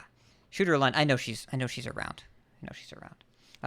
So yeah, it's Blizzard gave us. We're doing a little giveaway in our Discord right now, and that's going to go through. But we had one extra bundle because we have a wonderful patron benefactor who gave us an extra bundle to give away.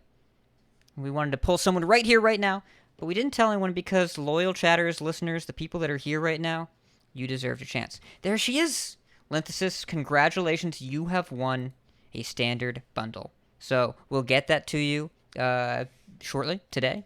But if you want it, it's yours. And if not, then we'll re-gift someone of your choice. But congratulations.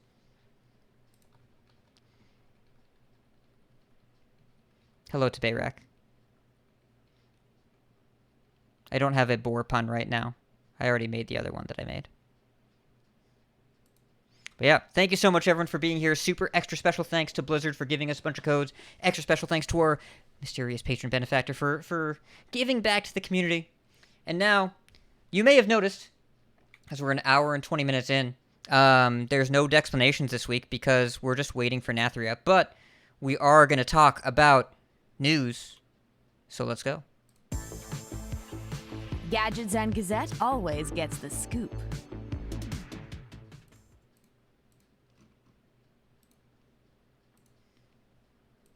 So, patch 24.0 came out. This was honestly, in the grand scheme of things, pretty easy major patch.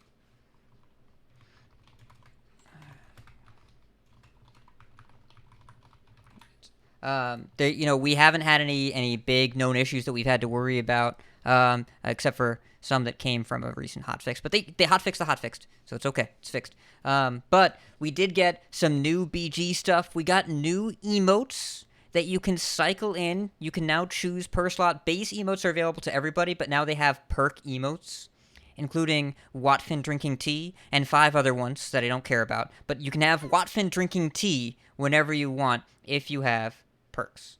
There's also a new hero.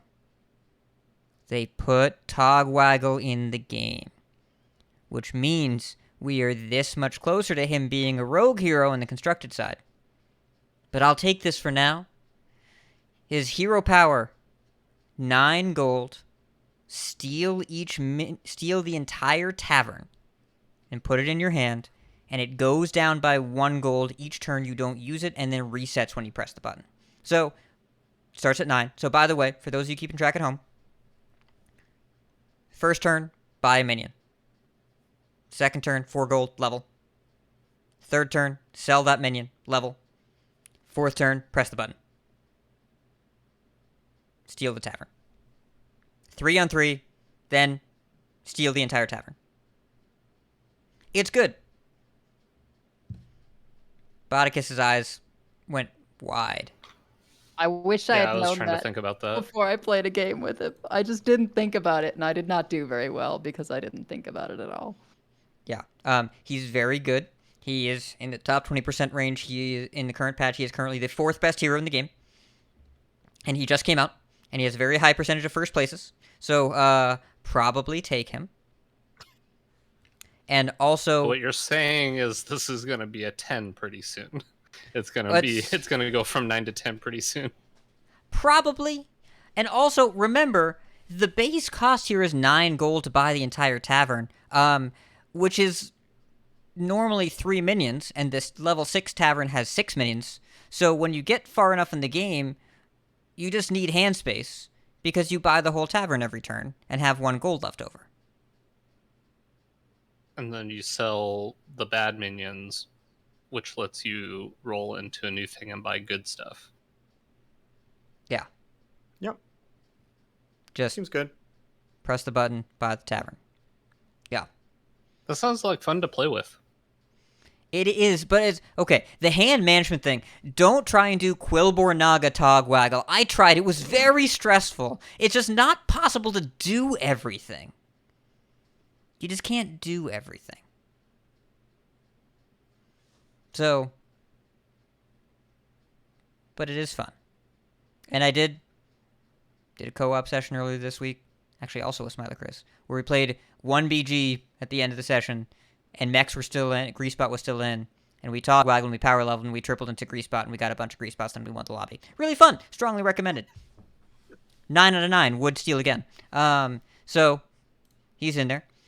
They buffed Lich King, Sneed, and Edwin. You can now target the shop.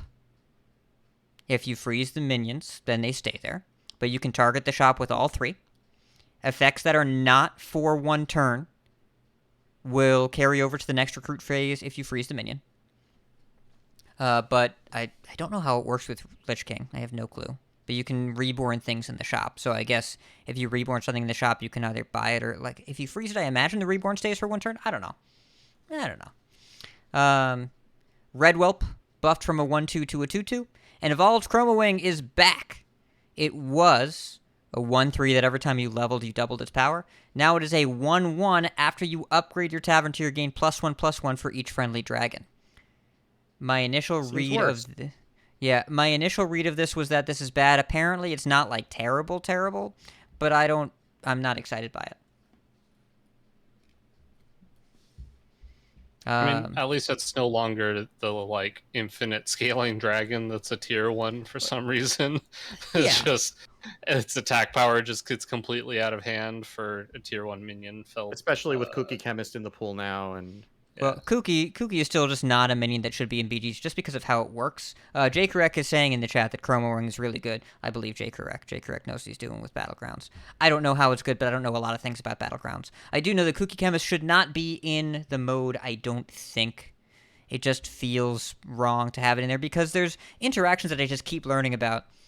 If you put blood gems on a minion, and then you Kooky it, the buffs, the stats, are no longer from blood gems, they are definitional. So then if you use Necrolite, which steals blood gems, the minion stats don't go down, but you get the blood gems again on whatever you're targeting.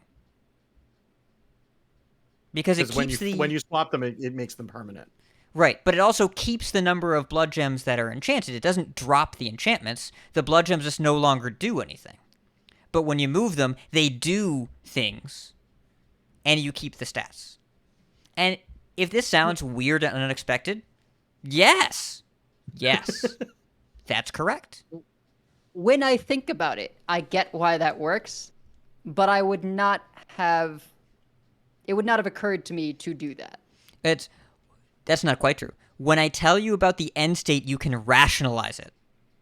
Because you already know that there are blood gems that don't do anything on the minion they're on, but do something on the minion they go to. But if I wasn't telling you this would happen, you would assume that I was wrong. Because it doesn't really make sense, but you can rationalize it. It's in that uncanny valley of, this isn't how I think it would work. And if I think about it a lot, I'll probably be annoyed at it. But someone else is telling me, and I kind of get it. I know that space. I live in that space a lot. But blood gems should either do something or nothing. If you Kooky something with blood gems, I think the blood gem should then either proc or go away. But instead, they sit there, don't give more stats, even though they are now definitional base stats on the minion, but they do give more stats to whatever you transfer them to. That's weird.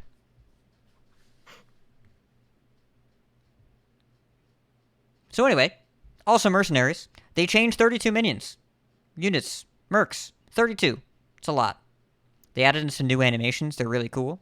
They reworked and buffed some original base ones. Like, there are a lot of original mercs, Anaconda, Guff, etc., where there was pretty clearly a correct equipment choice and an incorrect 2 choices.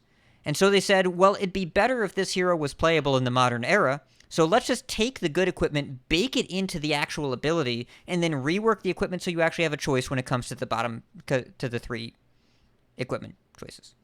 I like that. I think that's cool. Edelweiss, I bet you have thoughts.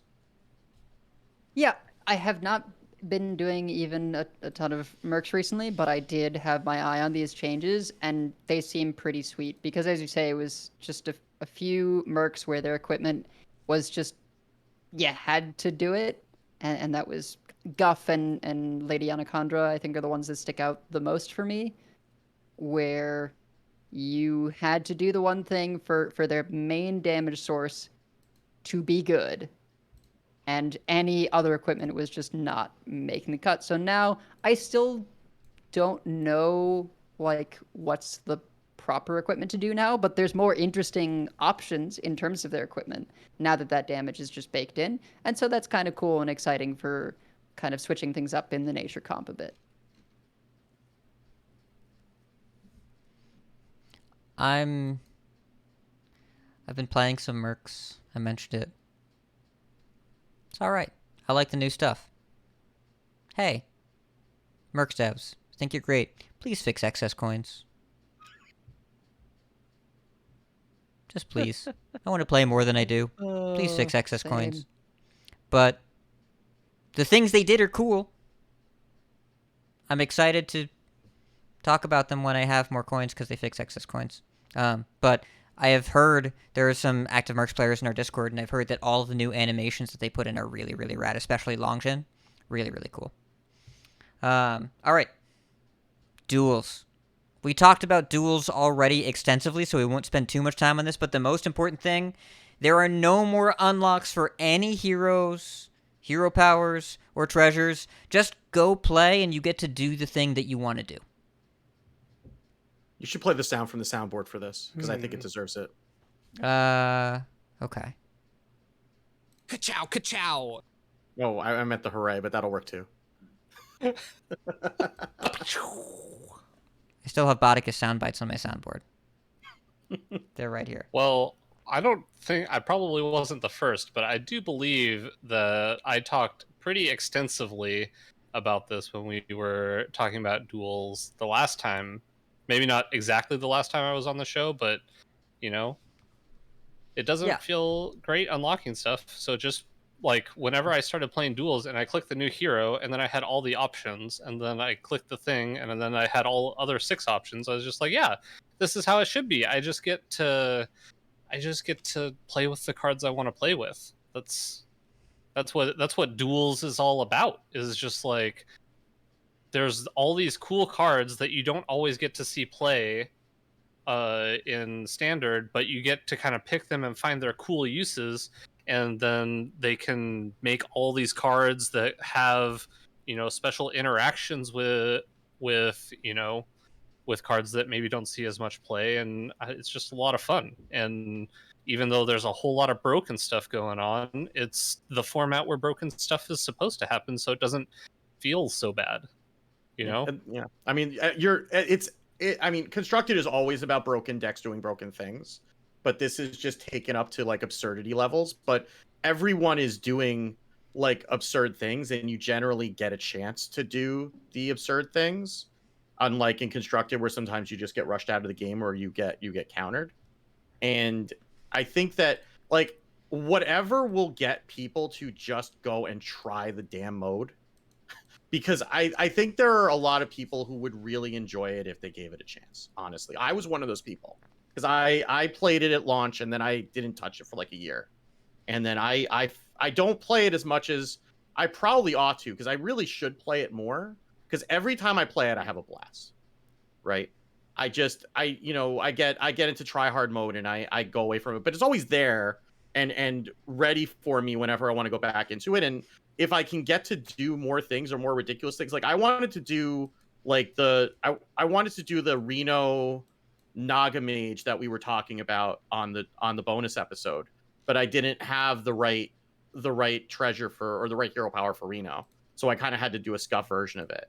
I mean, it's too late now because, you know, Spitelash Siren is nerfed into the ground, but like I would have loved to be able to do that with that, you know, with that hero power that I wanted to do. And now now it's too late, but I'm sure there are other broken things that I want to do. And just like anything that reduces the friction to getting people into duels. And I think the only thing that's left, and I know that it's something that they've heard, is just like having some sort of a starting point for decks when you don't know what to play.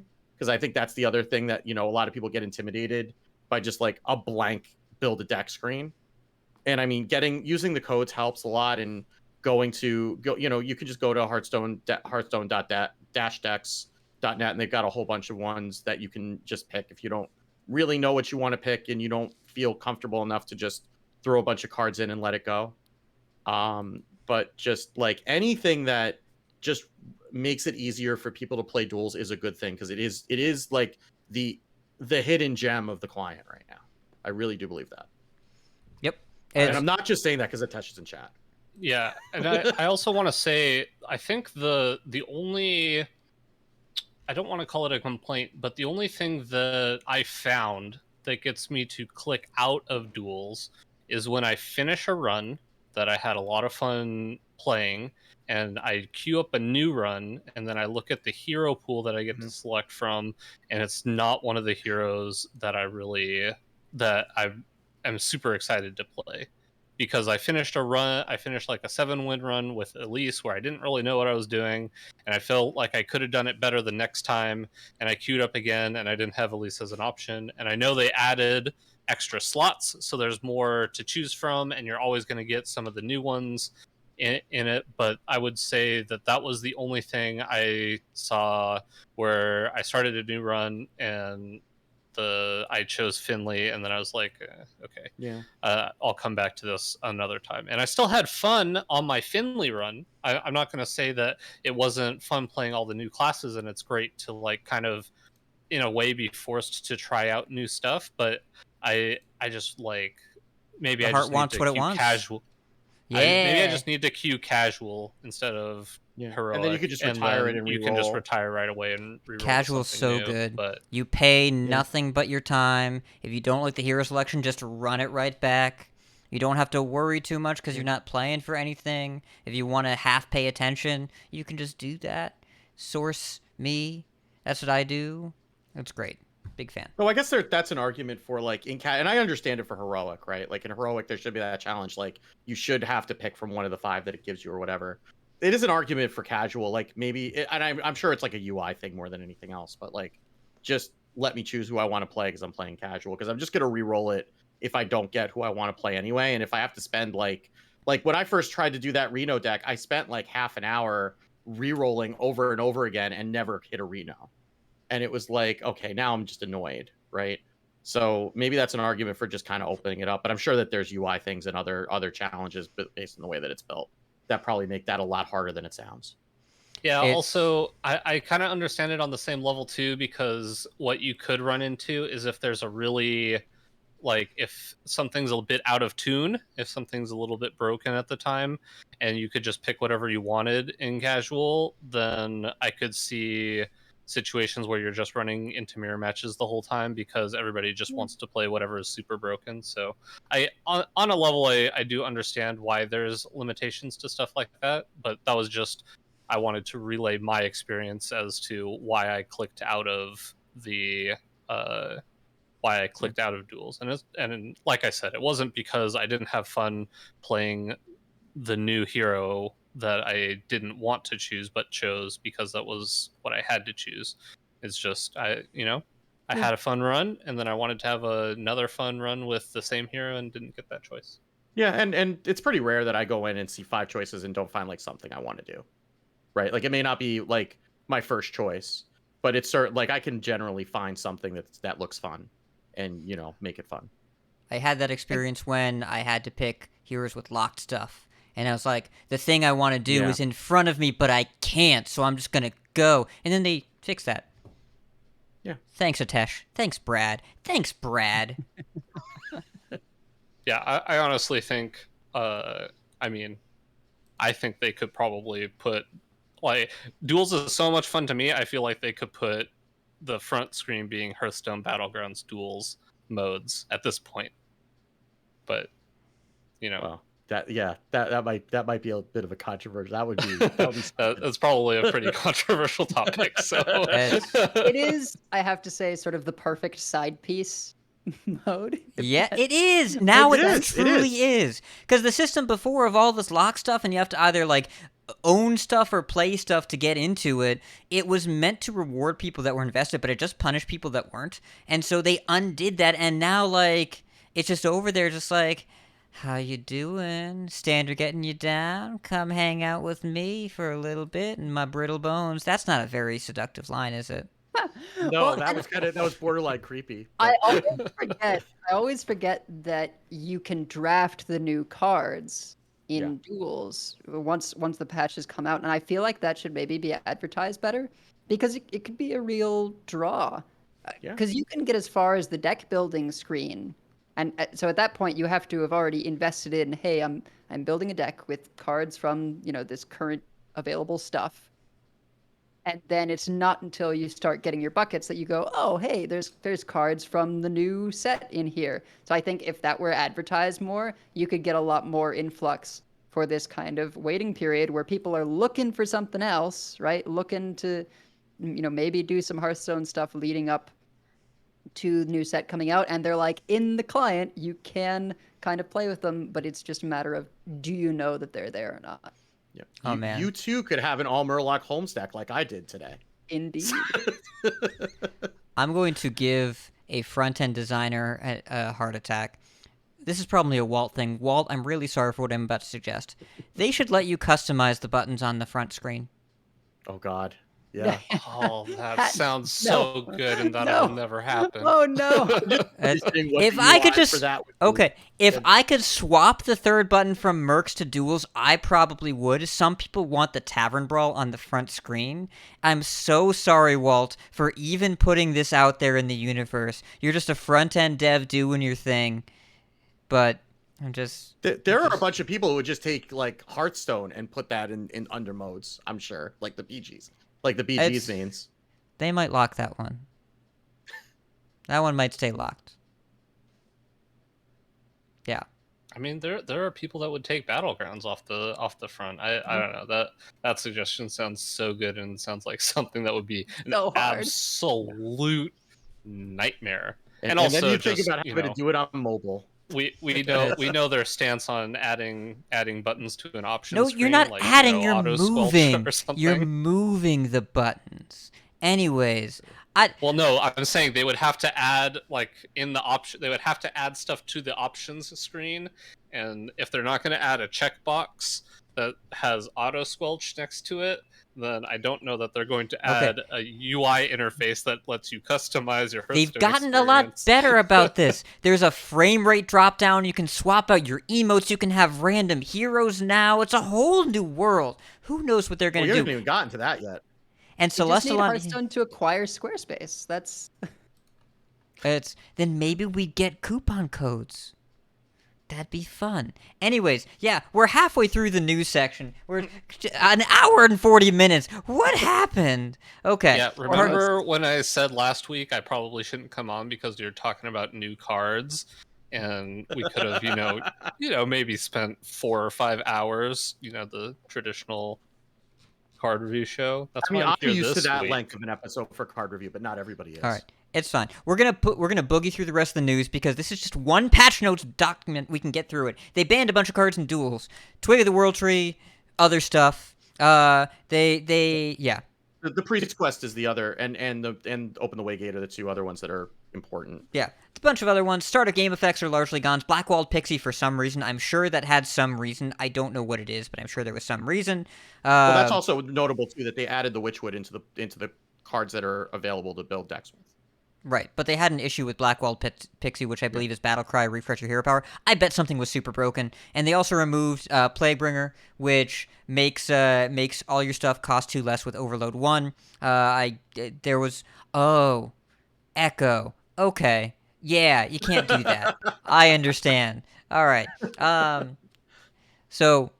Witchwood's in, they did some stuff. Arena set rotated, multiple favorite skins. You know how you set your card back? You can opt into which ones are your favorites, and then you can rotate between them, or you can uncheck the box and rotate between all of them. You can do that for heroes now, too. The weird thing is, it will shift which hero is assigned to your deck every time you enter the collection screen. So if you are used to visually identifying decks by which hero is selected, start looking at the little hero power icon, because the portrait is actually going to change every time you open the screen. Little funky. But it's cool. I'm glad they did this, because now I no longer have to choose between Mech or Murloc, because I have so many heroes with both Mech skins and Murloc skins, and I don't have to choose anymore. I get to just let the game pick for me. I like that. I dig it. The returning player experience, if you got the quest line, if you were out of the game for 120 days and you logged in before now, you would get a returning player quest line, you get a bunch of stuff, and returning player decks. But it was only once per account. Not anymore. Now it's every time you're logged out for 120 days, you can come back and get some stuff. And by the way, they posted the new and upcoming returning player decks. These are legit. These are real, honest meta decks. Now, as usual, these decks do not include cards from the new expansion. That is by design.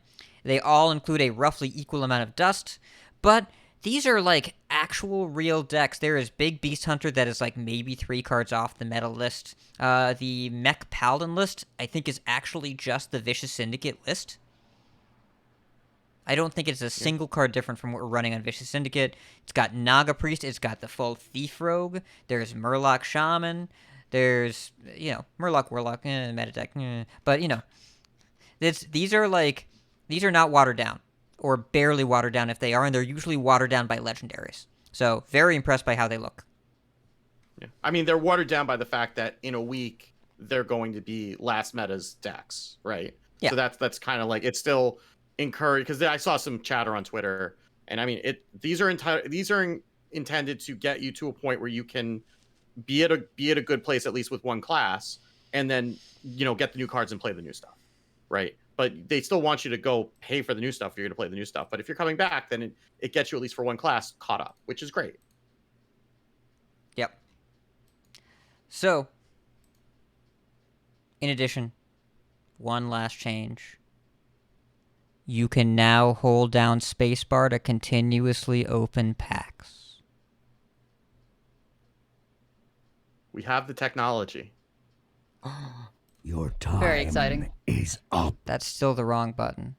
That was the wrong button It again. works though. It does Your kinda work. time. It's Yes. saving it. I'm saving my time. Oh, okay. This is what I meant to do. However, when the patch goes live, quote Celestalon on Twitter, when the patch goes live, the speed on this is going to be quite slow.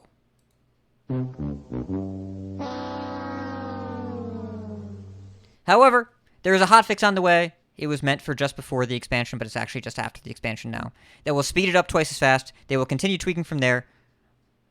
So, if you want to, you can open up your packs. You can put a weight on your spacebar and just walk away. I don't know the order your packs will open. I assume top of the screen down, and I assume that if you have packs that you want to save, you probably shouldn't do this thing. But if you put a weight on your spacebar and you want to open all your packs, it'll go now. It'll happen. But it's going to be slow, so just be aware. It'll take a minute. The argument that I made on Twitter for the advantage of this is that it's not faster, but you can go put a weight on your spacebar and go make a sandwich.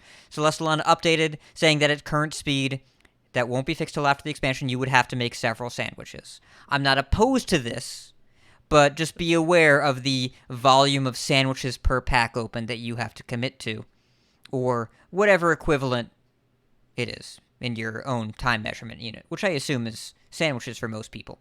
You can also use sticky Question. keys. Yes, it's about sandwiches. No. Where is the space bar on my iPhone? So you can actually use mobile to help you with this. You take your phone, you put it on the spacebar of your keyboard at home, and that's how you open packs on iPad with this. On iPhone. You go to Amazon, you search for Bluetooth keyboard, you pair it to your iPhone, and then you'd use that. Yeah. Mobile doesn't have this yet. This is a quick fix for desktop. I assume there will be something like this for mobile, but this is a way that they can do mass pack opening without adding more UI. They just allow different input, or input buffering. So, sticky keys, Matt is saying in chat, you can use sticky keys if you press Shift 5 times on your desktop PC, then it allows you to hold the spacebar down via a toggle through an accessibility option. Works great. And that way you can keep your phone handy for other stuff. So there's that's great. In addition, they have had 2 hotfixes since this patch came out on Monday. The first hotfix, also known as a hat fix, the most important thing that they did, they fixed a bug preventing the hats on hats achievement from progressing. Also, they removed Greasebot from Battlegrounds. Because, it was pretty good. They fixed a bug with Joust that someone figured out somehow. I assume that Conqueror's Banner broke Joust, which is funny because it's the only way that Conqueror's Banner could ever be described as broken, because that card is unplayably terrible. But it allowed minion cards to joust spells instead of minions. They fixed that. They gave Deck Swabby the Pirates tag, which was in Duels, which was missing.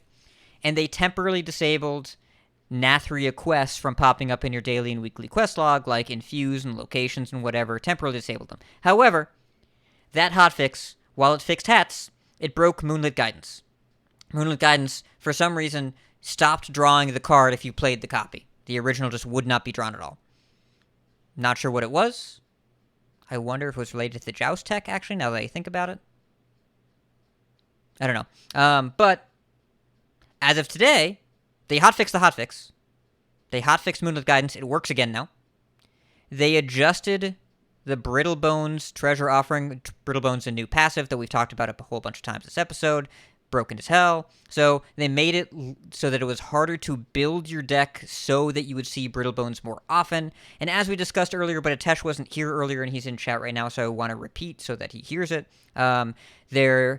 My projected patch window for them is on August 16th, 2 weeks after the expansion launch and 4 days after the Masters Tour. I imagine Brittlebones will be changed somehow in that patch because it's crazy right now. But this is at least a way to make sure you don't guaranteed see it every time.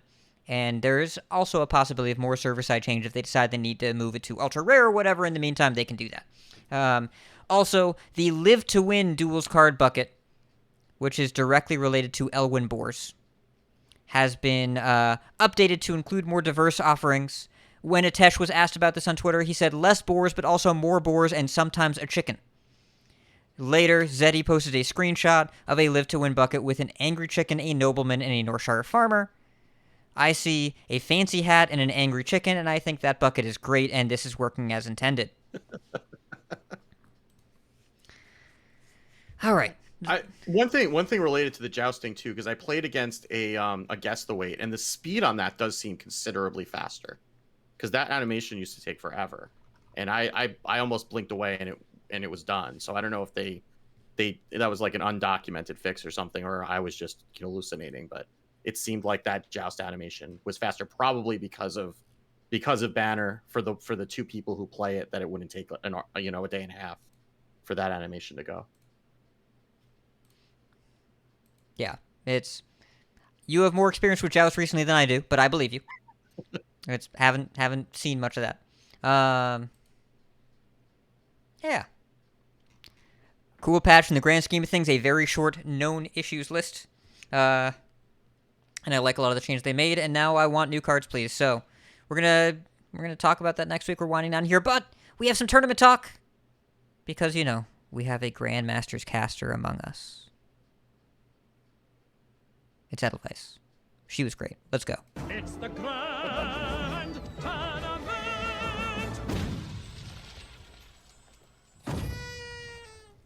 Yeah, so we had Grandmaster's last call week 1 with the greatest casting performance of all time. Obviously. So Bunny Hopper was the big winner with Thief Rogue, Big Spell Mage, Beast Hunter, and Alignment Druid.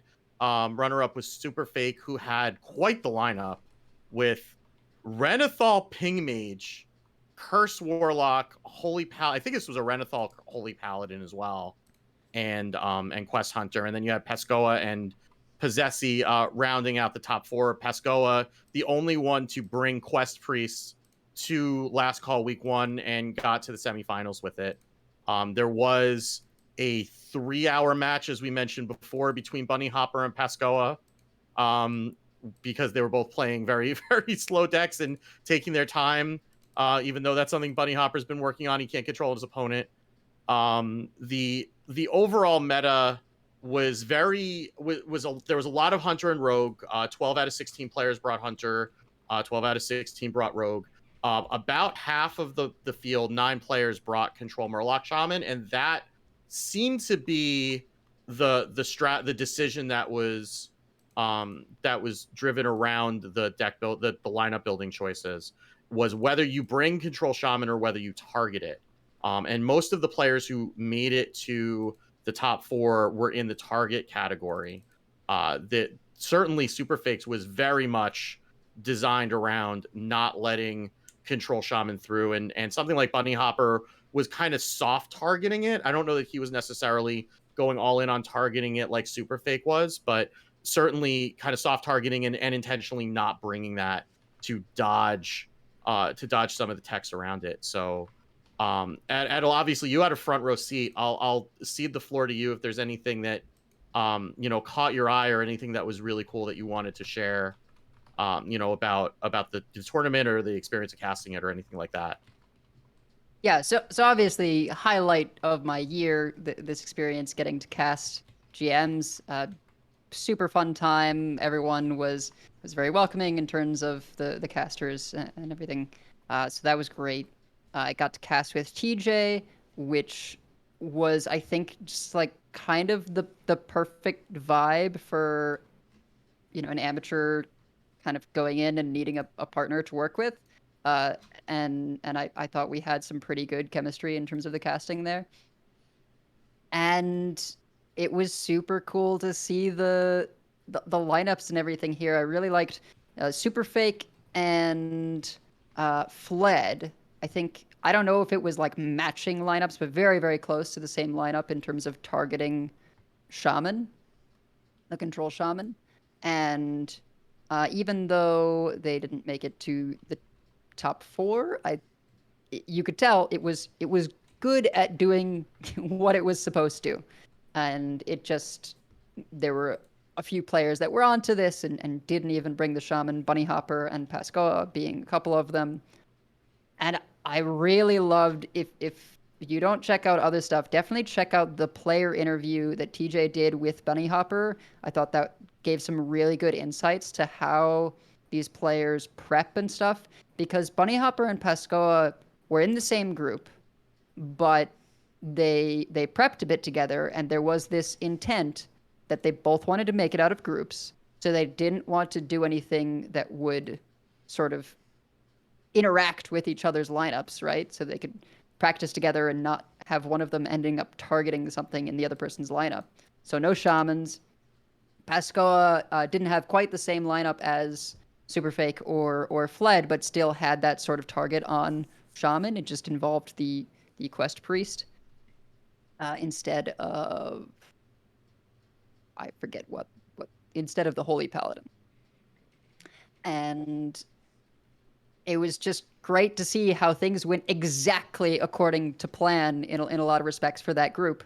Pascoa beat Bunny Hopper on the first match they played in the group, and then Bunny Hopper won his decider. And so both of them made it out of their group, puts them on opposite sides of the bracket, and they almost ended up meeting in the finals. And that match would still be going on, probably. I also want to point out, so I was listening, we were driving up to Maine this weekend to drop the kids off at camp. So I had usually when there's something, I'll just have the audio going in the car while we're driving. So we had gotten to like a rest stop in like southern Maine, like at the beginning of the first match that Edel's casting. So we get out of the car, we go get some snacks and use the facilities. We get back in, and I turn it back on, and I hear Edel's going for a while, and I'm like, oh wow, I mean, it was awesome. And then I'm like, she's been talking for a long time.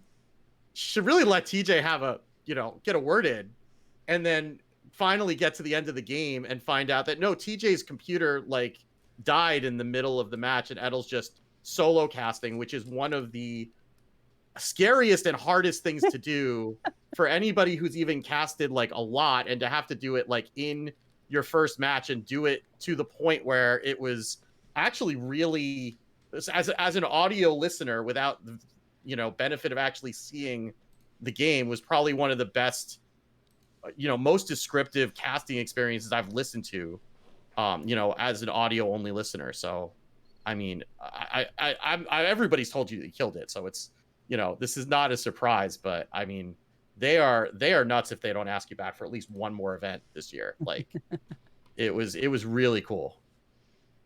Yeah, it was kind of that awkward moment of like, I see it in our behind the scenes chat of like, oh, TJ has to reboot his PC. All right, I guess I'm just going to nervous talk and analyze the game for 10 minutes.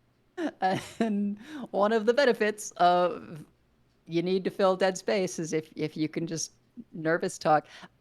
I mean, I think I basically did the same thing that I do when I'm sort of booting up a stream and there's not many people there yet, or even just like there's people hanging out in chat, but I think my stream tends to be a lot more of just like vibing with the lo-fi beats and not necessarily a lot of chatters. So I do want to have content there when I don't have things to rebound off of in terms of people saying stuff in chat. So I just kind of narrate what's going on and what's going through my head, and that seemed to work out pretty well for the situation. Yeah. So that was cool getting to sort of, I guess, unintentionally show off a little bit. I mean, it was only showing off because you were good at it. And also, at the time, you weren't trying to show off. You were holding on for dear life. It worked. Well, yeah.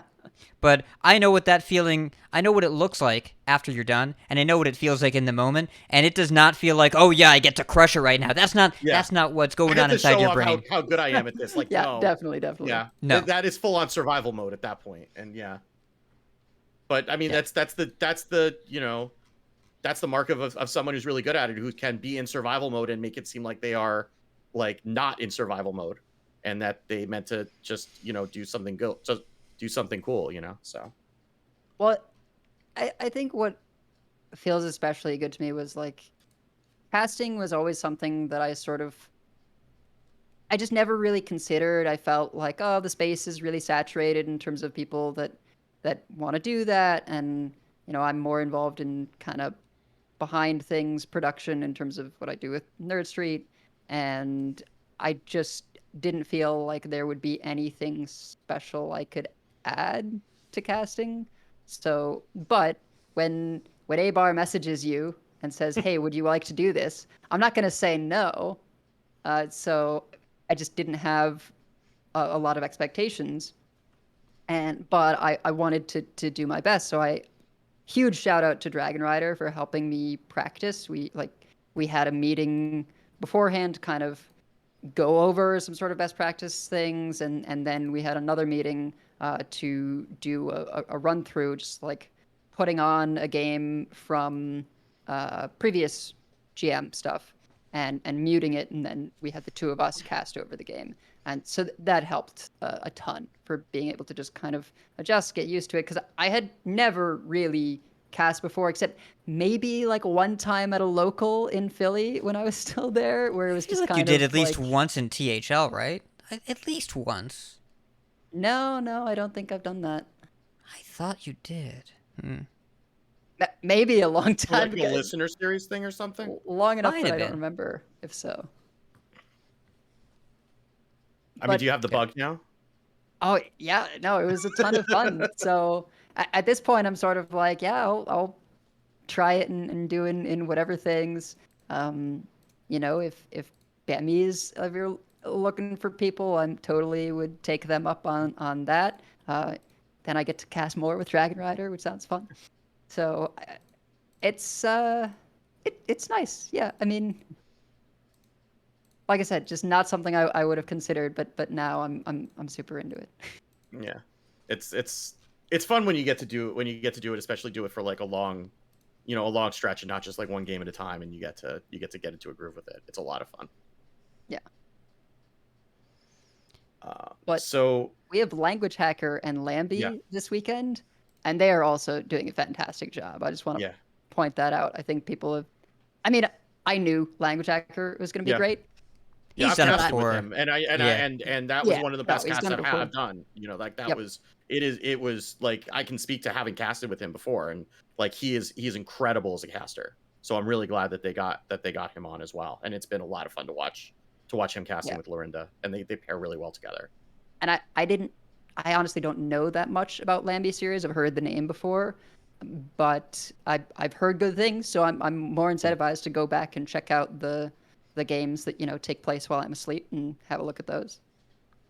He's good player, streams, nice guy, farmed me playing Hunter a lot on ladder.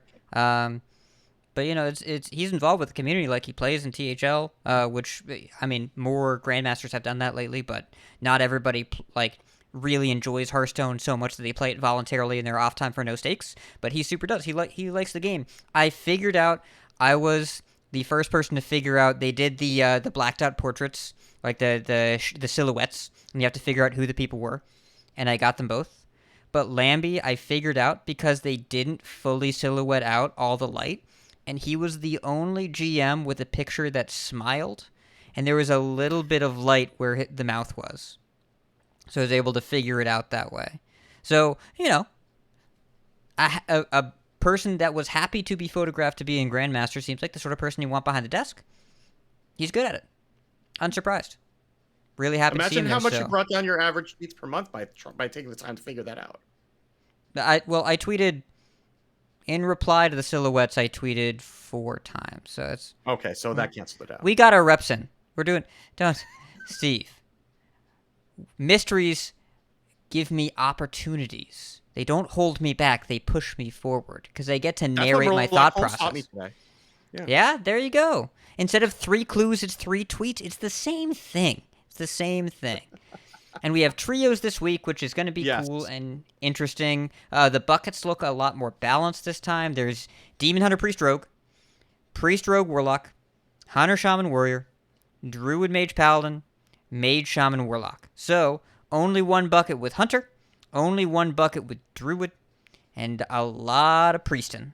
But mostly Naga, not Quest. And then Rogue has some variety. And there's always a couple people bringing Boar Priest. Like, you've got a couple of Boar Priest enjoyers in GM who are going to do that. And, I mean, that first bucket, or I guess bucket, that's the second bucket with Demon Hunter Priest Rogue. Like, people want to play Rogue. So, and they'd want to play Rogue more than they can play Druid. You'd have to pick one or the other. Are you going to play Rogue or are you going to play Druid? Rogue is also the more consistent of the two between Rogue and Druid. So that makes a lot of sense. And then, then you get a lot of FLDH mixed in there because that's the only Demon Hunter deck. Or you play Curse Warlock, one or the other. So yeah, it's going on now. It's going on the rest of the weekend. You still get packs for watching. It seems like it's better than when we had a bunch of Quest Warrior mirrors. That's for darn sure. So the buckets are better this time by a large margin. Yes. Yeah. They definitely refined the process between last time and this time. They've had quite a while. Though Habu Gabu brought Renathal Quest Warrior because he's Habu Gabu and prepared for the weekend by getting 23 Legend EU with that deck. Because Habu Gabu. Kids, do not try this at home. He is a trained professional. I've been telling you, it's not that bad. I'd be curious to see the differences between our lists. I mean, in fairness, Habu Gabu could probably get ranked 22 Legend EU with an empty deck at this point. So he in I think it was Baron, no, it was Stormwind. He repeatedly got top 10 Legend with Control Shadow Priest, which by the way was not ever a deck. People tried it on HS Replay. It was in the 30s. Was not ever a deck. And the other deck that he was playing, I think, was an Alterac, was Quest Druid, the Attack Quest. Yeah, it's just the universe that he lives in is very entertaining, but it's not one that we're a part of. So please, don't try and be a part of his world. Just watch and appreciate and enjoy. But if you bring this ladder, it's not gonna go well. But yeah, hey, we're 2 hours in. Shall we wind down? Shall we do it? Because this was fun, but I'm tired. Yeah. All right. We have many folks we'd like to thank, mostly BOTTICUS. Check out our thanks section on the website at coinconcede.com, where you can also find our contact info, our show notes, our Patreon information. You can monetarily support us at patreon.com/coinconcede. Join us every week live by following us on Twitch at twitch.coinconcede.com. Join our community chats and our Discord at discord.coinconcede.com. Write into our email at coinconcede@gmail.com. Follow us on Twitter at coinconcede. Like, share, and follow us on Facebook at facebook.com/coinconcede. Like some CC swag, head over to our shop at shop.coinconcede.com. Big thanks to our producers, Number Theory, Doshike, Probywan, Crash Cap, Beef Squatch, David P, Fade to Block, Walu, Jeremy T, Bottle Caps, and Lucky. Thank you so much to Mr. Bungalow and Tito Santana for subbing. Thank you so much to Wicked Good for rating, and Luna for rating by proxy. Coin Concedes. BOTTICUS, you get to go first. So I would just like to coin concede to the few people on Twitter who responded to the tweet that I was going to be on the show this week.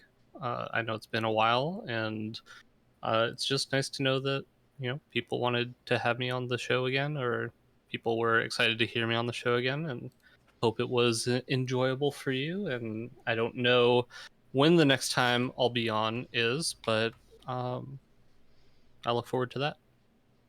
Me too. It's great to have you on. And Yes. it's always a fourth share here, but you get to play when you want to play. You get to not when you want to not. And you get to Lost Ark when you want to Lost Ark, except when you have to like sleep or go to work. Or eat, apparently. Jury's still out on that one. Yeah, I mean, tacos. We talked about tacos. Advice. Clink seats.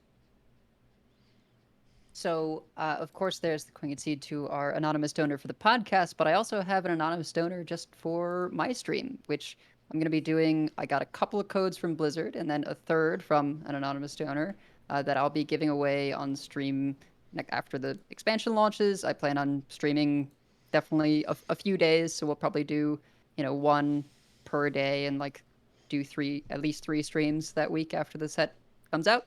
Very excited for all that. And then Coin Seed as well to TJ for just being a great co-host, walking me through stuff, making sure I felt welcome and everything. It was just a wonderful experience. And of course, BOTTICUS, it's great to have you back, buddy.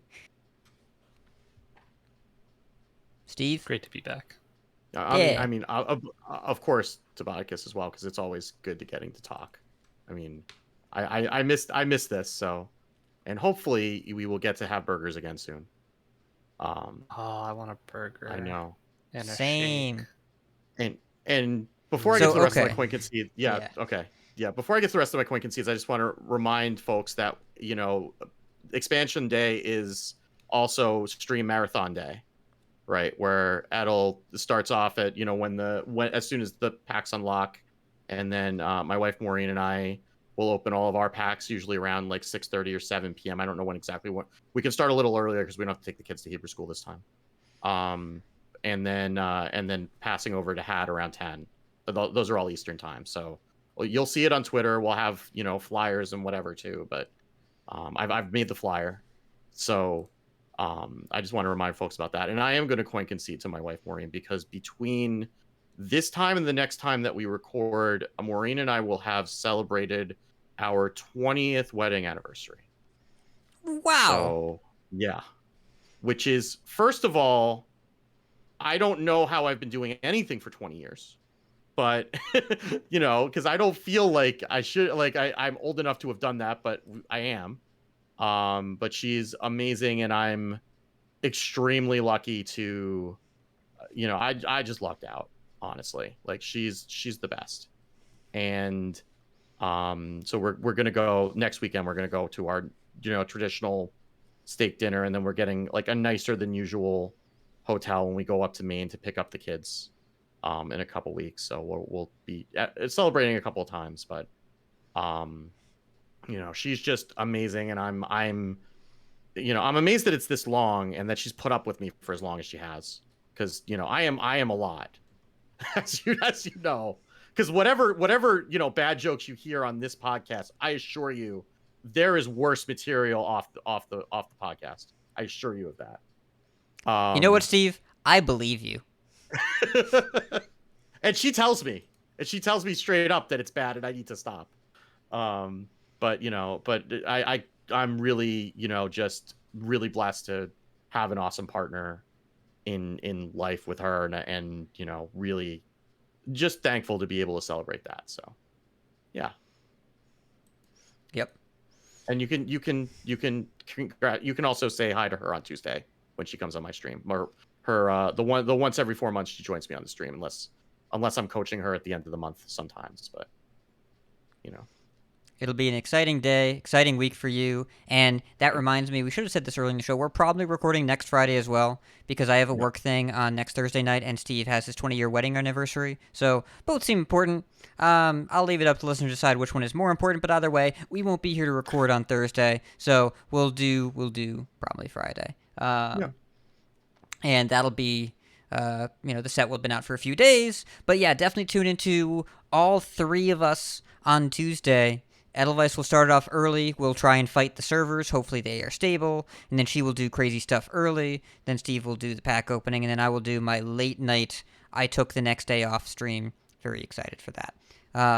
So, Coin Concedes, our mysterious benefactor, of course, thank you so much for supporting the show, as you have. And this person's been around for a while, so really appreciate them. Blizzard, thanks for the bundles. Thanks for the codes. Electric Sheep City. Just think they're great. Just big fan. Go listen to them over on Born to Be Wild this week.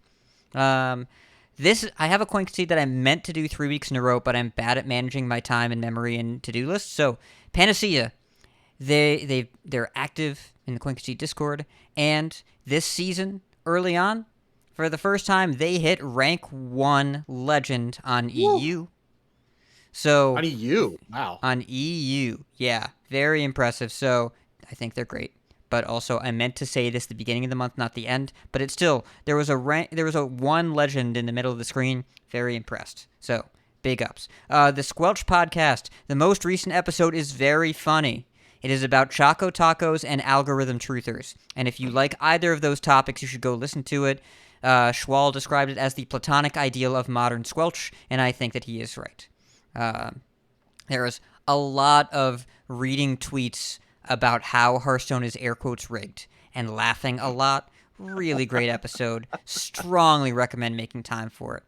And for another podcast episode that you can make time for, it's me over on Can't Stop Snapping with the host Michael T, which is a Marvel Snap podcast, which is the only Marvel Snap podcast episode I have done and will do. I am not starting a new podcast on Marvel Snap. This is a message to my wife and also all the rest of you. I am not starting a new Marvel Snap podcast, but I was on one, and it was fun, and we talk about the game. And I said I hope they change Nexus events in the near future. And the next day they disabled Nexus events permanently for the foreseeable future and said we're never bringing them back and we're going to do something else. I can't say it was directly because of my influence, but it was the day after the episode came out. Draw your own conclusions. I'm not here to say what happened. It was a lot of fun. So, BOTTICUS says, when will you be on the podcast? Can't stop tweeting. I heard my wife. It's so endless. I heard my wife cackle through the door so loudly that I could hear it. I don't know if you did, but I sure did, and that's all that matters. Which means it's time for this podcast to end. So, keep calm, and please tweet less than me. And if you see us on ladder, coin concede. Coin concede. Coin concede. Coin concede. All right. Stopping recording. Yep. You sent that message and I heard her damn cackle through the door. Oh, man. By the way, we talked about you today. Because, BOTTICUS, I don't know if you know this. Your expression is frequently somewhat consistent. You know, your affects. Not a huge display of emotional range, right? I think that's fair to say. Okay. So, the question she asked is, how would we know if BOTTICUS was a pod person? And the answer I said is, bring him to a Hispanic restaurant and see what he orders. Because if it's not a burger, not okay. Shoot him. Yeah, that is pretty... Well, it depends if it's on the menu. I might still try to order it if it's not on the menu, but I also might order a quesadilla. Would you go carne asada? No. There's way too many. So there's too much spice in there. that? Yeah, okay, fair enough. If you have to roll an R, you are off the reservation. All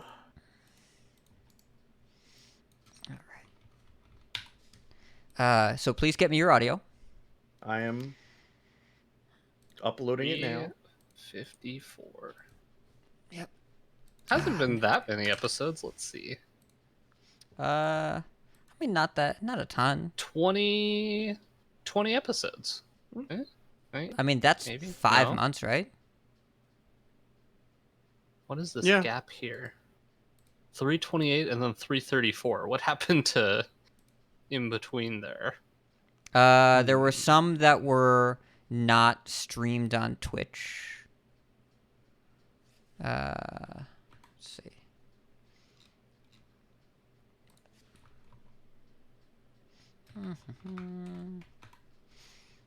Let's see.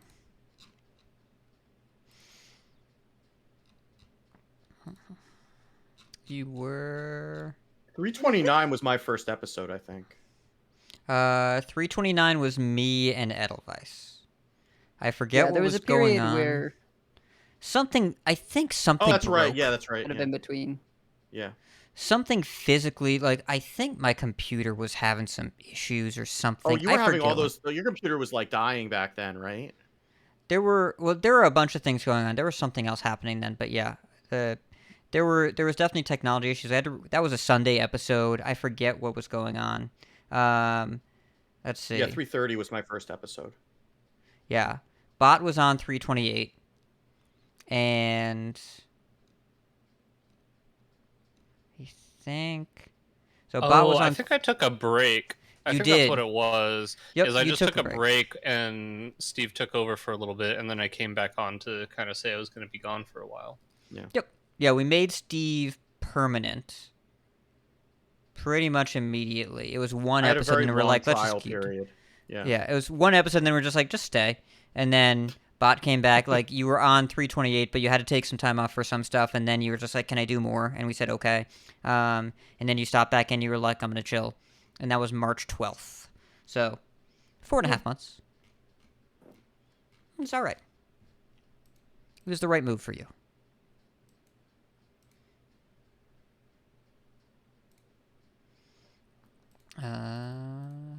Go. Why does this not look the same? I don't like that. I don't like that you said that. Makes me very nervous. No.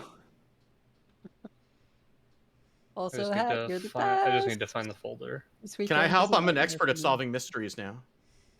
I actually had a mystery at work today. There was a group that came in, and they all had popcorn and drinks prepaid, so we put out 21 popcorns and 21 drinks, and we had an extra cup. And so I called it the mystery of the extra cup. And we thought, wasn't there that kid that bought his own large cup? No, we refunded it. We gave him an extra cup. But it turns out someone had ordered a regular popcorn, and we had borrowed one of those. So it looked like an extra cup, but it was secretly the case of the missing popcorn. Huh. That is So that is a pretty good reboot of Encyclopedia Brown. I'm wondering if it's going to go straight to Disney Plus or if it'll get a theatrical release when they adapt it to cinema.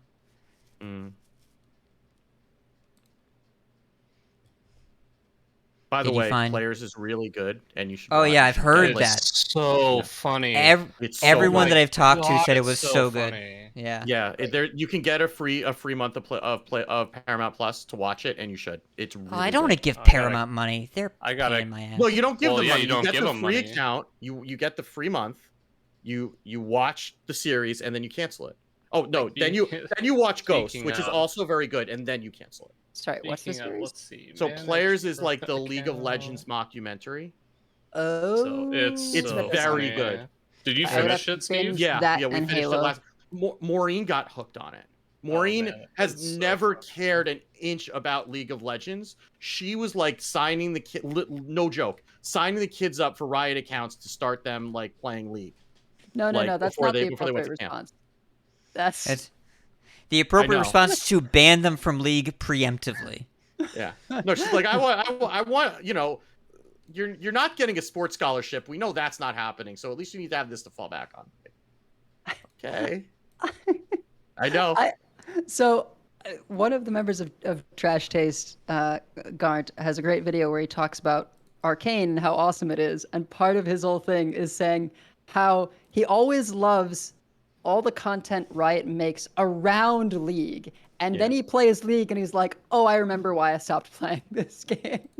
It's just like everything except the game is so cool. And the game is just like, look, it's a good game, but it's like it has negative impacts on your life. League of Legends itself is a great game. The game Yes. itself is really Sure, good. Sure. If it wasn't The for problem people is who play that it. you have But to the play it with people who League play players. it, Are Yeah. toxic. yeah, it's unfortunate. It's Yeah, that's why I MOBAs stick as with a TFT. genre just encourage people to be awful towards each other. It's just how the genre works Yeah. unless you 5-stack. And even then, still test the boundaries of friendship, but it's a lot better than And also solo you have queue. 5 opponents that Well, could it's be... basically like every Yeah. time that somebody like rages at RNG in Hearthstone, except that they're not blaming RNG, they're blaming somebody else on their team. Like that's, yeah. I remember- basically I had a 5-stack that I played with in college, and then when we stopped playing as a team, I kind of just stopped playing Yeah. League. Yeah. Before League of Legends, I tried to play one of the first knockoffs, which was Heroes of New Earth, and I joined a learning guild, and the people in the learning guild were so toxic that I did not play. They were supposed to encourage people to get into their game, and the people were such I won't say the word for it, but they were very mean. Discouraging. Yeah, very Discouraging. discouraging that I just ended up... I'm sure that's the word you were played, thinking like, of. I Yeah. played 2 Oh. games, and they were just like, what are you doing? I'm like, I don't know. I've never played the game before. I thought this was a learning guild where Right. I'm supposed to learn. And then they were toxic, so I left. Yeah, I mean, so- my favorite League experience was playing ARAM, which is like the casualist of the casual modes, and where they just give you a random character, and there's no laning. It's like everybody just goes and has a mosh pit, and like somebody starts like flaming me in team chat about like, hey, you suck at whatever character I was playing. I just replied, I know, that's why I'm playing ARAM and not ranked, and then and then I got honors from everybody else on the team after that game. Yeah, that's why I don't do Lost Ark PvP, because PvE there's definitely some toxic people, but in PvP, everybody's just like spam pinging you, like, yeah. what are you doing? And I'm just like, I don't know, I don't PvP, I'm trying to learn, I'm trying to figure it out. And like, also, by the way, you're 1500, which is where everybody starts, so you're probably not that good either, so I don't know why you're criticizing me. But they would be good if it wasn't for all the other people on their team holding them back, obviously. Yeah, Or if they were trying. exactly. I played Dota as a custom game of Warcraft 3, so like I switched to League when I entered college because no one played that anymore, and so if I wanted to play a MOBA with people, it had to be League and not Dota. And Dota, it was like you would go in one of the custom games, and if whoever was hosting saw that you didn't have the map already downloaded, like if it showed the little number that you were downloading the map, it was like, nope, kick you out of the lobby. So you had to go onto the website and download the map like outside of Warcraft 3, because otherwise you would just get booted from lobbies and not have the opportunity to download it in Warcraft 3, which like should be a nice feature, right? That you don't have to go outside the game to get the map, but because of the toxicity in Dota, you had to do that, otherwise you wouldn't be able to get in the game. Because they could gatekeep you, so they did. Right. But I've actually got to go. I have to do coaching. Yep. It was fun. All right. Have fun. Bye, everybody. Bye. Yeah, we're going See offline. ya. Bye.